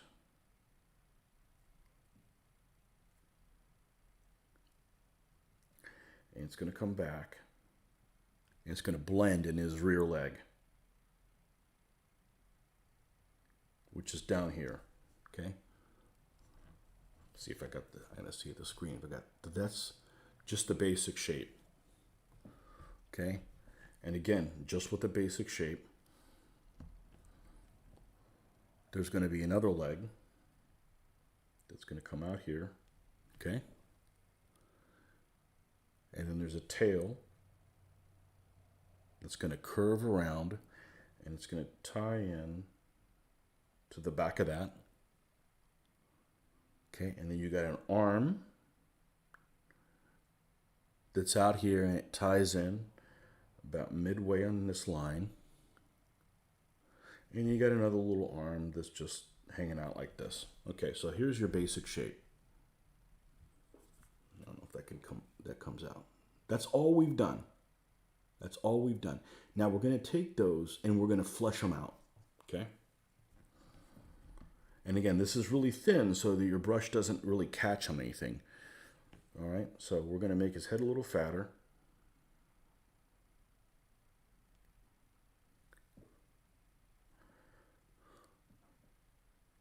Okay, his leg comes down and comes back like this.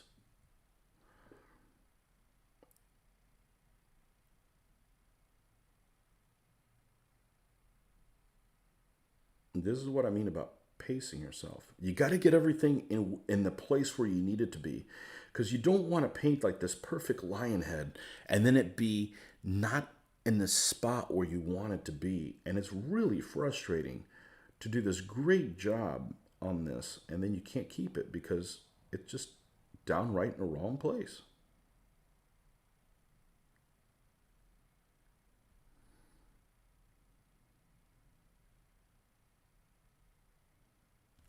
show you how we're building this up.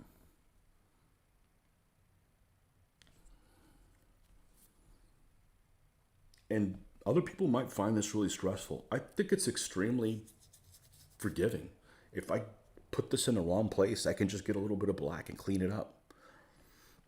Remember, I'm going to layer on top of this. So here, I made sure that this lion emblem is using up the entire shield. I don't have it all the way over here and have all this blank space over here that's useless to me. And that's really, I think, what the secret is you've got to get everything like in the right place, so and then start fleshing it out. Or at least that's what works for me. That's what's worked for me in the past. And that's why I do things the way I do them. We're going to continue making mistakes, but hopefully we can learn from them and not make that same damn one again and again.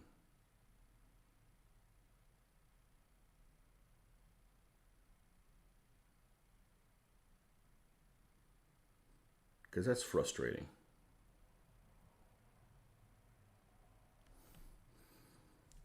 So now we've got the basic shape of the line. Okay. So what we're going to do is we're going to take the black portion, since we have the basic shape of the line, we're going to take the black portion and we're going to go ahead and flesh it all the way out. Okay. And then we're going to come back and highlight the white portion. All right. I'm going to take a look and see if anybody has anything substantial to say, because we're probably going to go, we're probably done with that screen now. I could probably go back to a normal screen.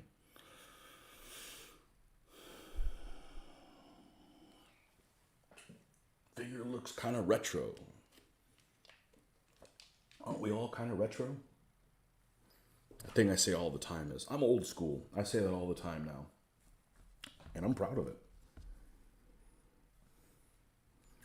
Okay, so we're going to stay on this view, because I think this is probably a better view for you guys. Maybe we can get a little closer. I wish it was more in the center of what I was doing. Oh, gotta move it the wrong way, the opposite way. Okay. All right, let's get some of this black. So the shield is coated in this complete black. I'm going to, let's get crazy here. I'm going to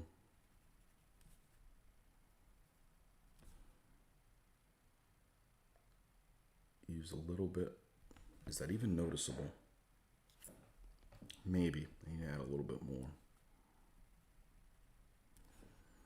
All right, I'm going to come in here. No. What I need to do is I need to flush this thing up in white even more. Then I'll come back and do that. All right. We were about here. Oh, we need a black eye for the lion.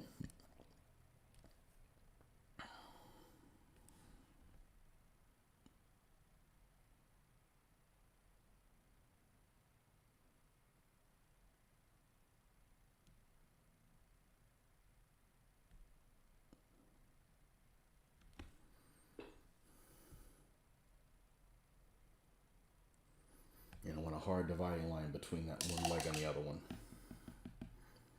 All right. Now,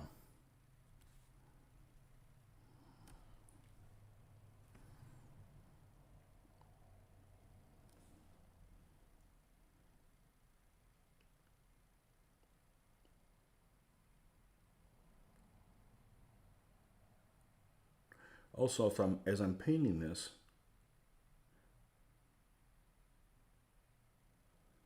kind of stippling a little bit.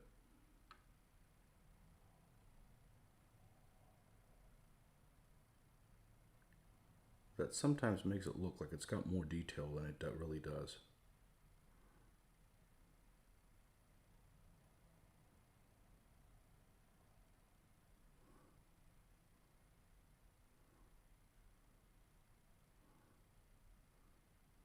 Again, this isn't the final color. We're going to highlight even more on here.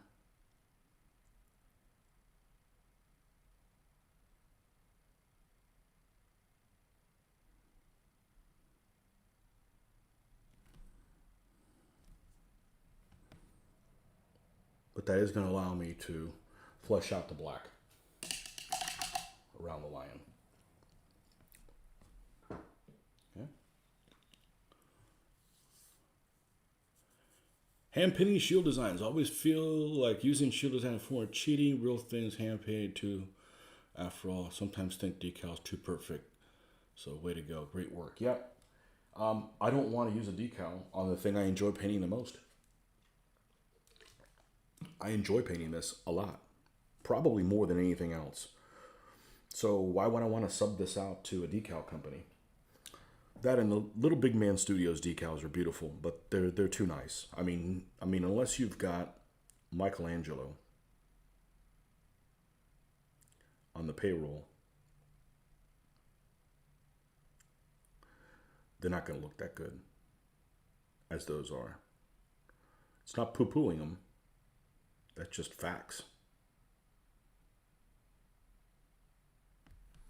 Okay, and this is what I mean. I just add a little bit of highlight around the black so it pops. Doesn't go up against the figure. Still has a little bit of a black border around that. Okay, now we'll come in with some white and flesh the line out. This is the most fun thing to do, painting shields. I love doing the shields. Why would I want to sub that out to somebody else?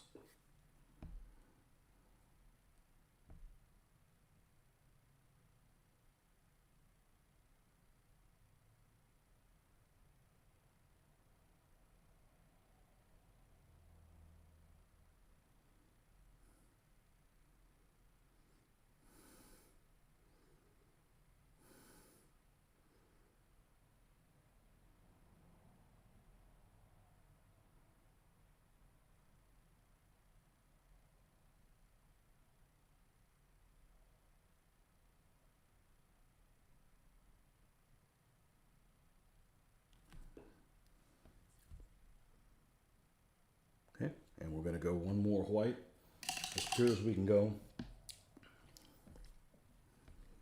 Now, is it perfect? No. Can you tell it's a lion? Either that or a monkey grabbing a banana.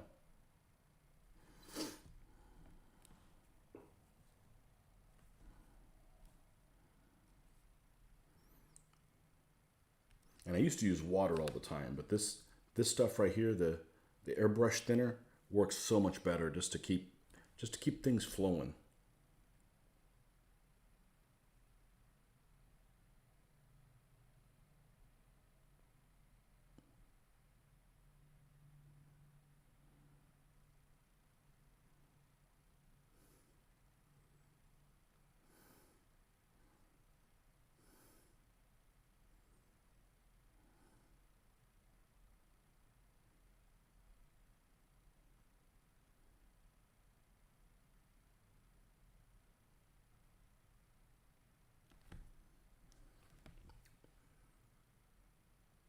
Now, he does have some orange things on there.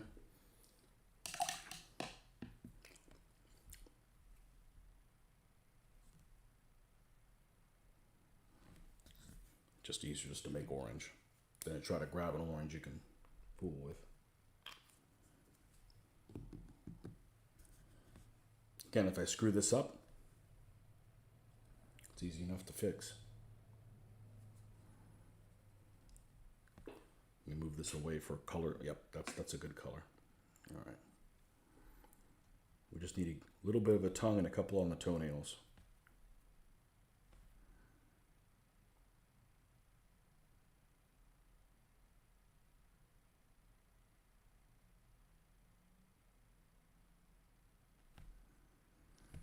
There you have it. How long did that take? 10 minutes? Works for me. How'd that angle, by the way, work? I know it was upside down. I can't fix that.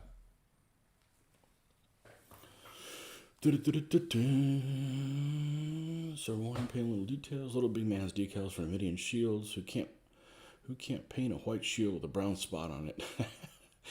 I had to scrape off my first Little Big Man transfer. I was surprised how robust they are. I shake too much to paint shields freehand. I hope I never get that. As I get older, I hope I just shit my pants and don't have the shakes. I got too many things to do to get the shakes. Yeah. Okay. Yeah, I'm happy with that. And he's going to fit nicely with the other designs that we have here. You know? Where'd you get that design from? I saw it on the internet, so it must be true. Now here's the predicament I'm in. I should stop painting and get ready to go do what I'm going to do. But I don't freaking want to. So we're going to paint a little longer.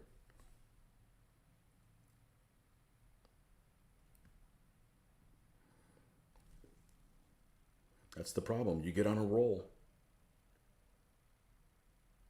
You can paint the back of his shield and highlight it just a little bit.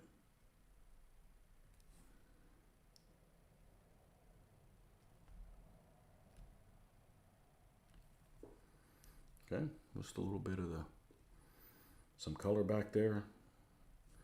We're going to need a belt. I'm lazy. This color should probably do just fine. I don't want to mix a new color just for a tiny little thing. And we're going to paint scabbard the same color. Let's highlight that a little bit.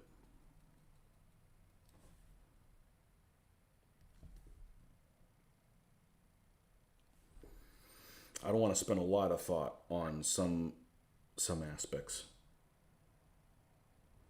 like belts and stuff. Spend like half hour trying to figure out what color belt you're going to do. Let's paint well, we still need to do the covering underneath. I think red should pop out nicely. We already have red here. Let's go ahead and do that.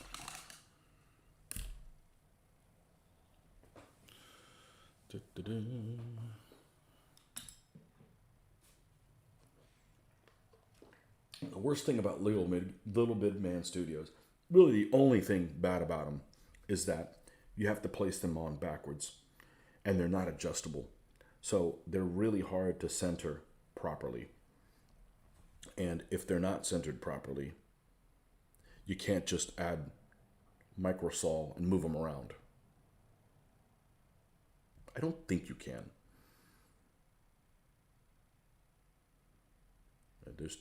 There's two here. There's one on top of another. So we're going to paint them both on the same color, and then we're going to highlight them differently so it looks like it's two different pieces of cloth. There's like one cloth underneath another cloth.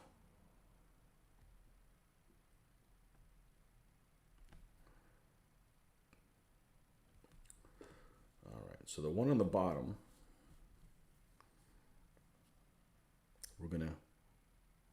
the one on the top, we're going to highlight with yellow. No, the one on the bottom we're going to highlight with yellow because it's farther away from the yellow on the figure.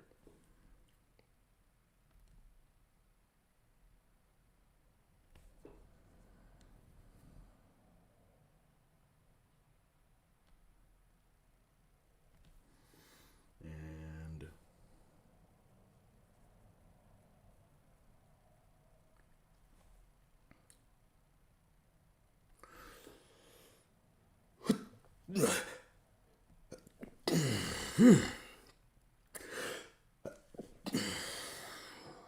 don't want to wake the whole household with a sneeze.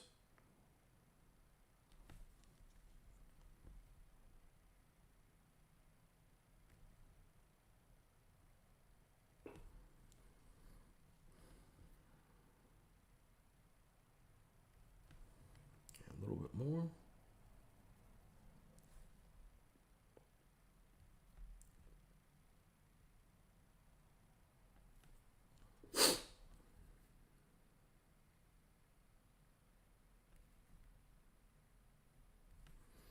Okay, and the top one,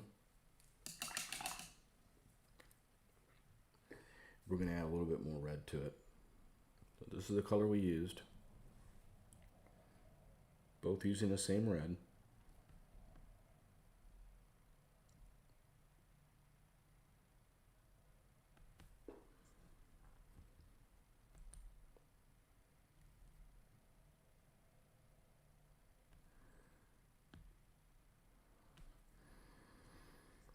Okay, and we're going to use the tiniest little bit of white to highlight that.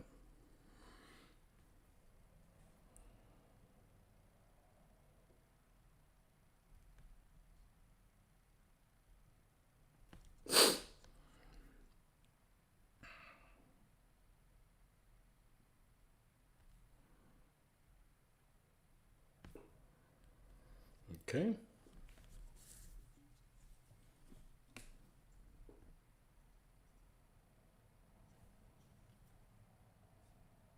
I made two different colors with the same red. And the bouquet's turned out nice. I don't know what the hell that's the design for, but there it is. It's just so much. It's just so much space. It's got to be. It's got to be put. You got to put something there. All right, stirrup time. I like using this light color for stirrups.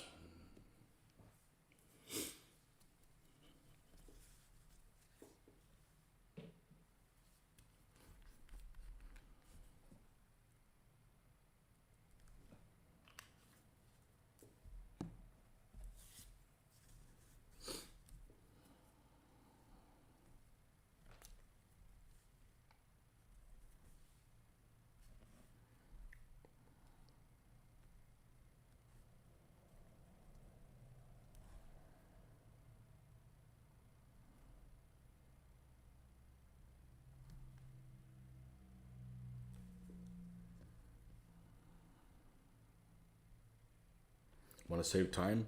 Pick an army that's before the advent of stirrups. You don't have to paint them.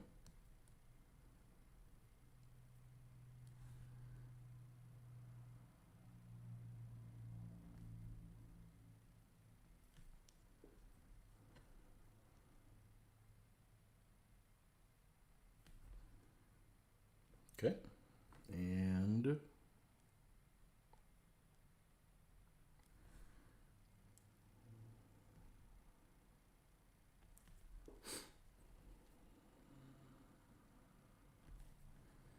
all right, we got some reins and stuff to do.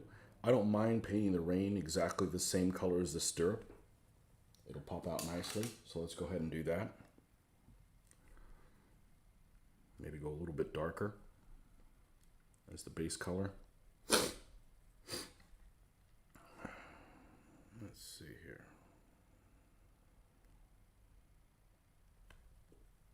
Don't see too watery. Have to fix that.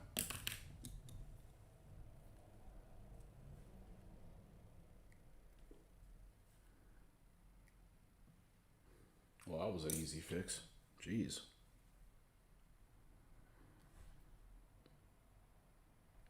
Okay.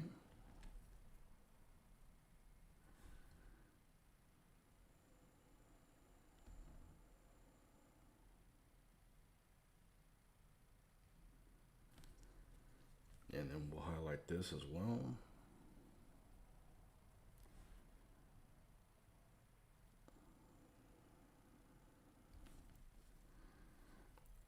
So I don't know if I have the shakes or not because I never paint in midair. And I've seen people paint what I call in midair.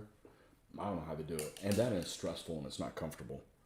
So I'm always have my wrist resting on my paint table, and I make sure to use a paint table that's not wobbly. Try to eliminate that happening.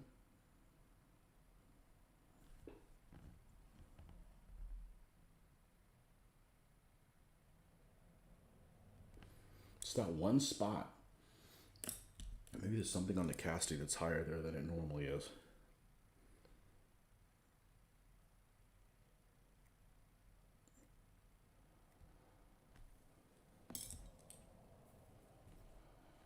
Gonna keep making mistakes, folks. Just better get used to it.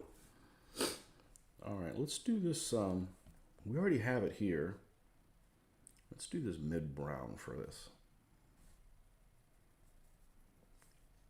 It's a fairly dark horse, so this should work pretty well. No, what we got?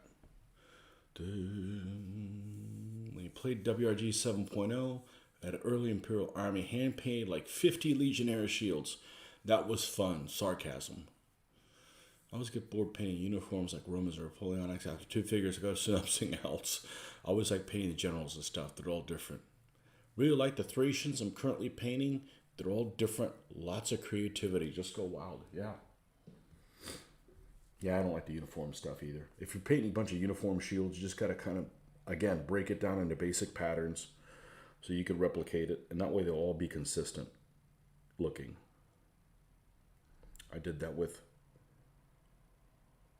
my Marian Romans. I have 4 stands that look a certain way and another 4 stands that look a different way.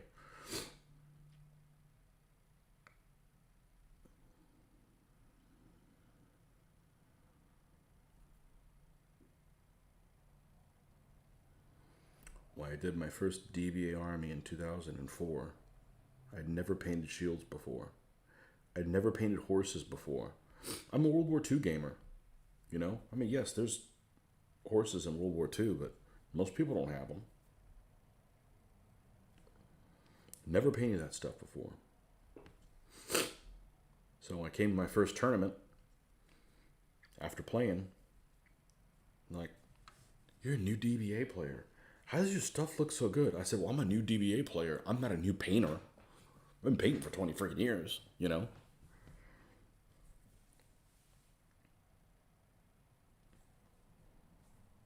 Just like if I painted Napoleonics, they'd probably look pretty good. I've never painted Napoleonics before, but it's not like I've never painted before, you know? So, no point in ever doing Napoleonics. It's not my period, and Mitch has got everything.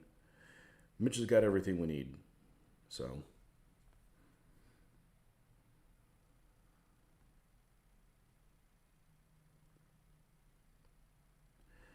groups should work together, you know? Nobody has this army. That's why I'm building it. No point in building an army somebody already has. What's the sense in that? Could be building one that nobody does.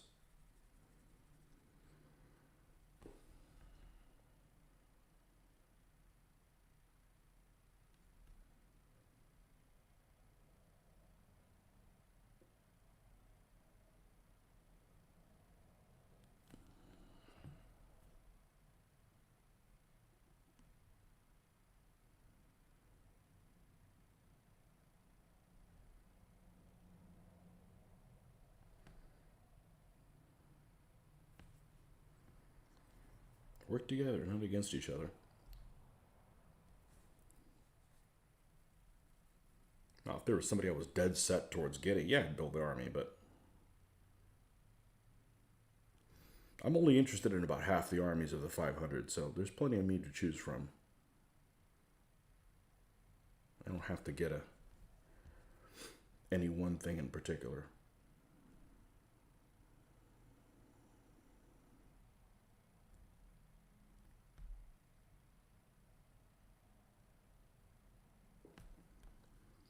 Okay.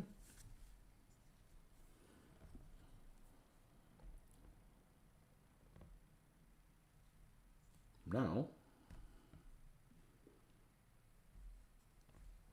we will do. We'll go do the socks on the horse.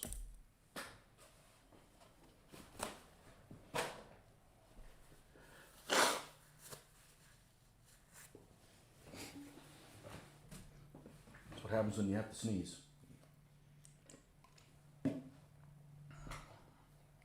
Okay.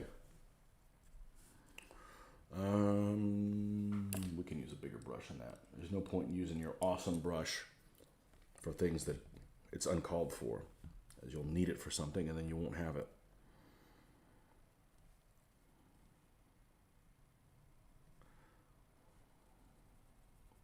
Could use this. This has a little bit of the brown in it already. So we're going to start here.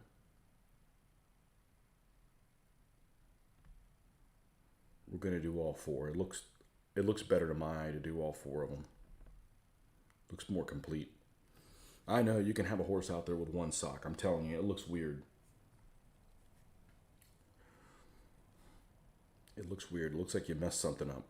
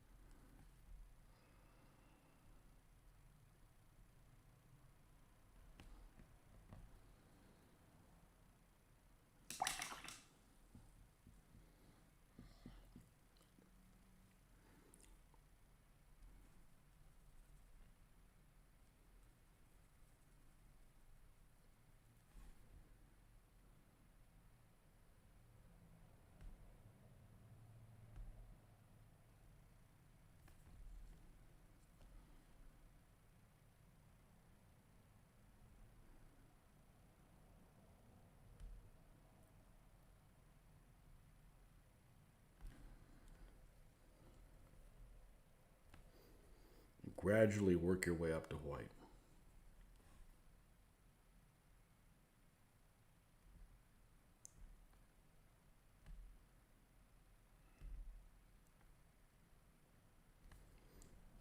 It's almost like a wet stippling type of thing. I want to leave some of the undercolor showing. And let's signify some differences in the coloration there of the skin, fur, what have you.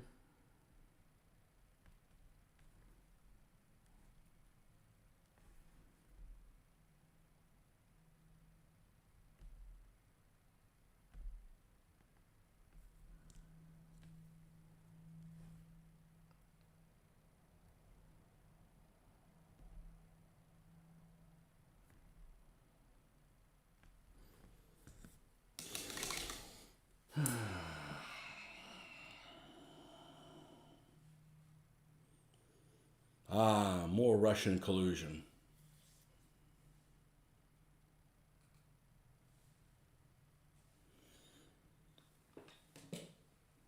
Weird code names. I don't care where you're from. You just be using these codes on here. Oh, I think Kevin did say something. Seen a horse with 2 front socks. Now it looks weird. I know. What's weird is like having like a one at the rear, back rear. Oh, and we're gonna do his face too because I haven't done a horse with like a star on it yet in a little while. I read one time that it was very strange to find a horse that didn't have either a star or a sock or something like that. It's very unusual to have a horse that didn't have a couple of those things on here. And we need to paint his muzzle too.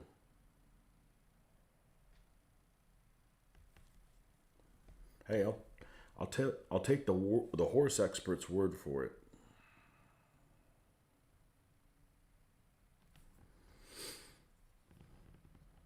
Now, the most controversial part, the mane. Oh, let's go ahead and do the hooves. Then we'll do the mane. Then we're done with this guy. And then we get ready for what we're going to do. And we got a guy done tonight, this morning. And then they're done. So when I get back today, I could start spraying them. Regardless of what the weather is. Again, lots of people freak out with the spraying. I'm really not sure what's going on there. I still think it's the people that are keeping their spray bottle at a different temperature than they bring it from inside out and it changes temperatures. Now, I didn't do that on purpose. That's where I store my stuff at. And I do have one more thing to do on here. Damn it, let's do it now. And we got to use the small one for this. It's this little thing that goes around his neck. I don't know why so many people are having problems with that, but I did a video on my spraying technique. I don't know if it's helped anybody. Made me feel better about it. Said I was going to, and I did it.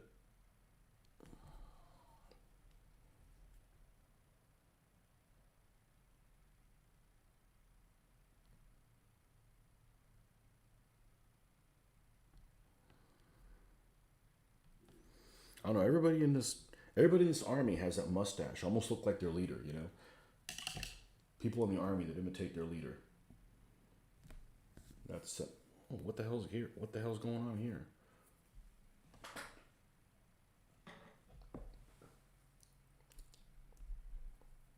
I don't want to look at that.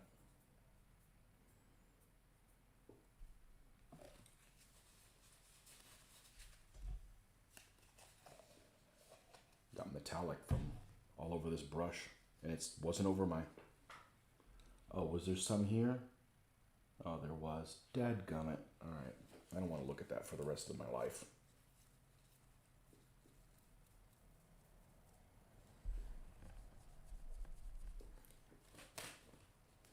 That's annoying to look at.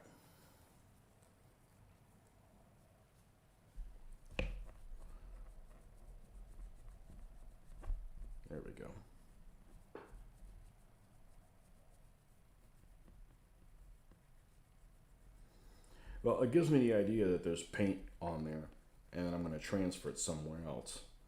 You know, like on a figure where it doesn't need to go. So that's the culprit of this, is this son of a bitch right here, is that little ring that I took off of it. All right, let's cover that up until we deal with that later. All right. Distraction averted. Yeah, because it's not over my fingers or anything. Yeah, figures in the army that imitate the leader. You know, so there's a lot of... Hey, there's a lot of guys in the Iraqi army that look like Saddam Hussein. That little mustache.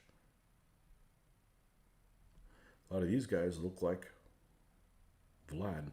That isn't always the case. There aren't people running around in the German army looking like World War II German army looking like Hitler. Probably a good thing for everybody's sake, but nonetheless.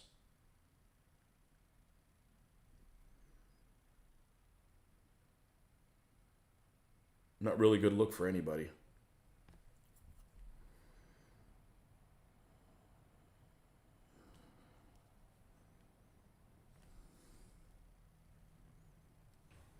But these guys all want to be like Vlad.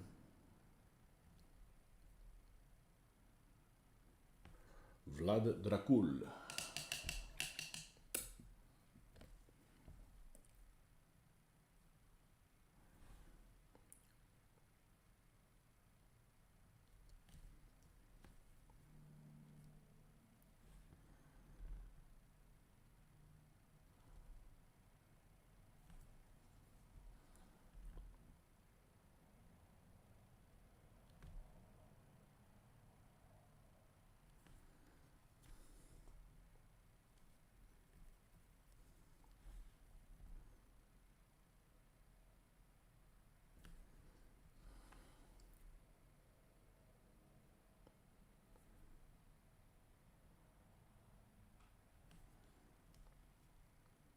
Okay.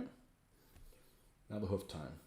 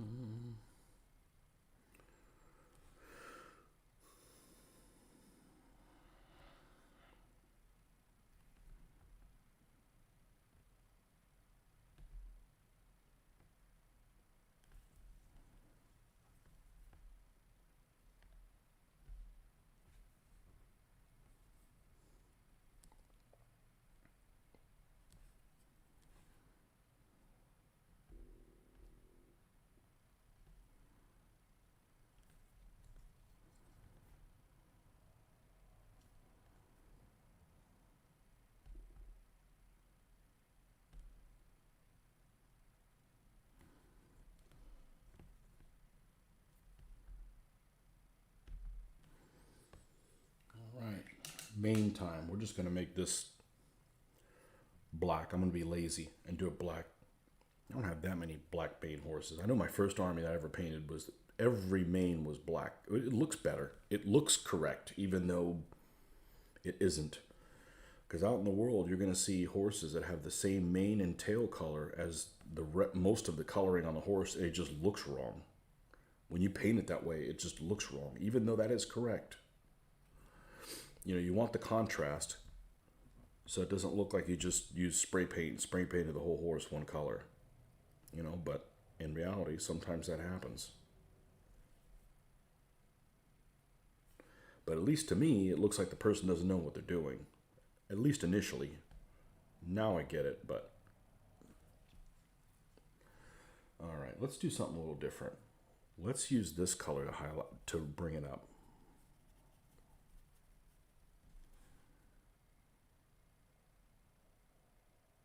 And then we'll add a little bit of white. That way it's not just straight black.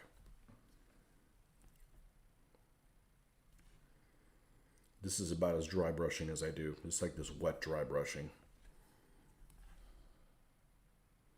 I do dry brushing on the chainmail and stuff like that, but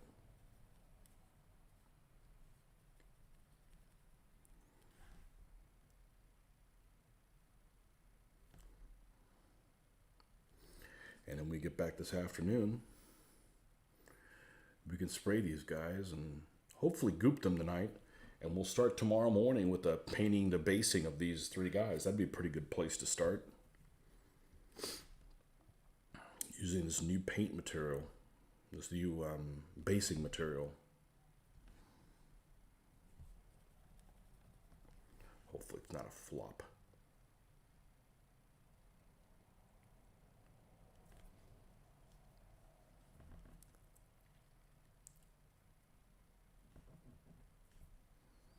Not likely to be. Maybe just a little bit more in a few places.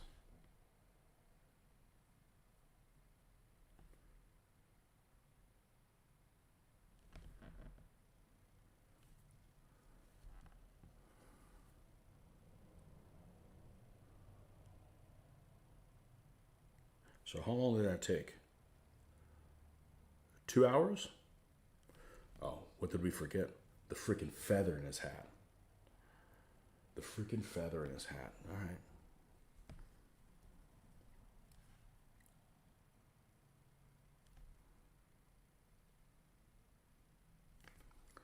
White is the most common feather. You don't want to get too crazy. If you make things too colorful, then the fact that his shirt is supposed to be colorful kind of gets lost.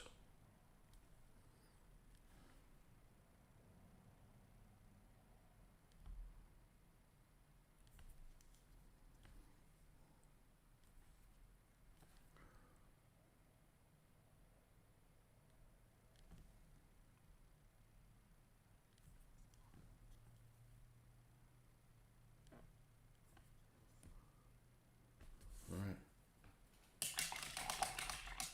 Let's see what we got here.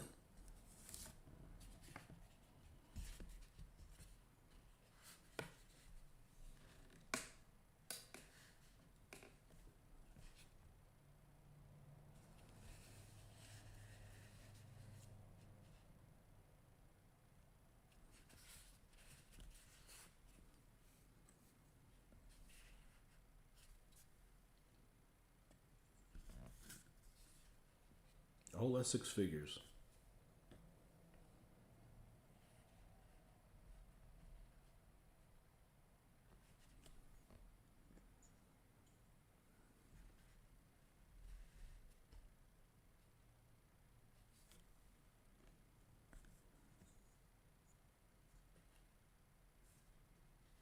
Okay, there you have it. The 6 stands of the Wallachian light horse. Wallachian slash Moldavian, because I'm going to make 2 command stands. One of them's a knight for the Moldavian army, and the Wallachian one will have the cavalry stand. But yeah, both of them. You like tan horses with black socks? Oh, there you go. I hope to like you too. Okay, there you have it, folks. Well, until next time, we'll catch you guys later. Thanks for stopping by. And maybe we'll have another video for you guys to watch soon before we come back for another painting session tomorrow morning. We'll see. Fingers crossed. Okay. Until next time, see ya.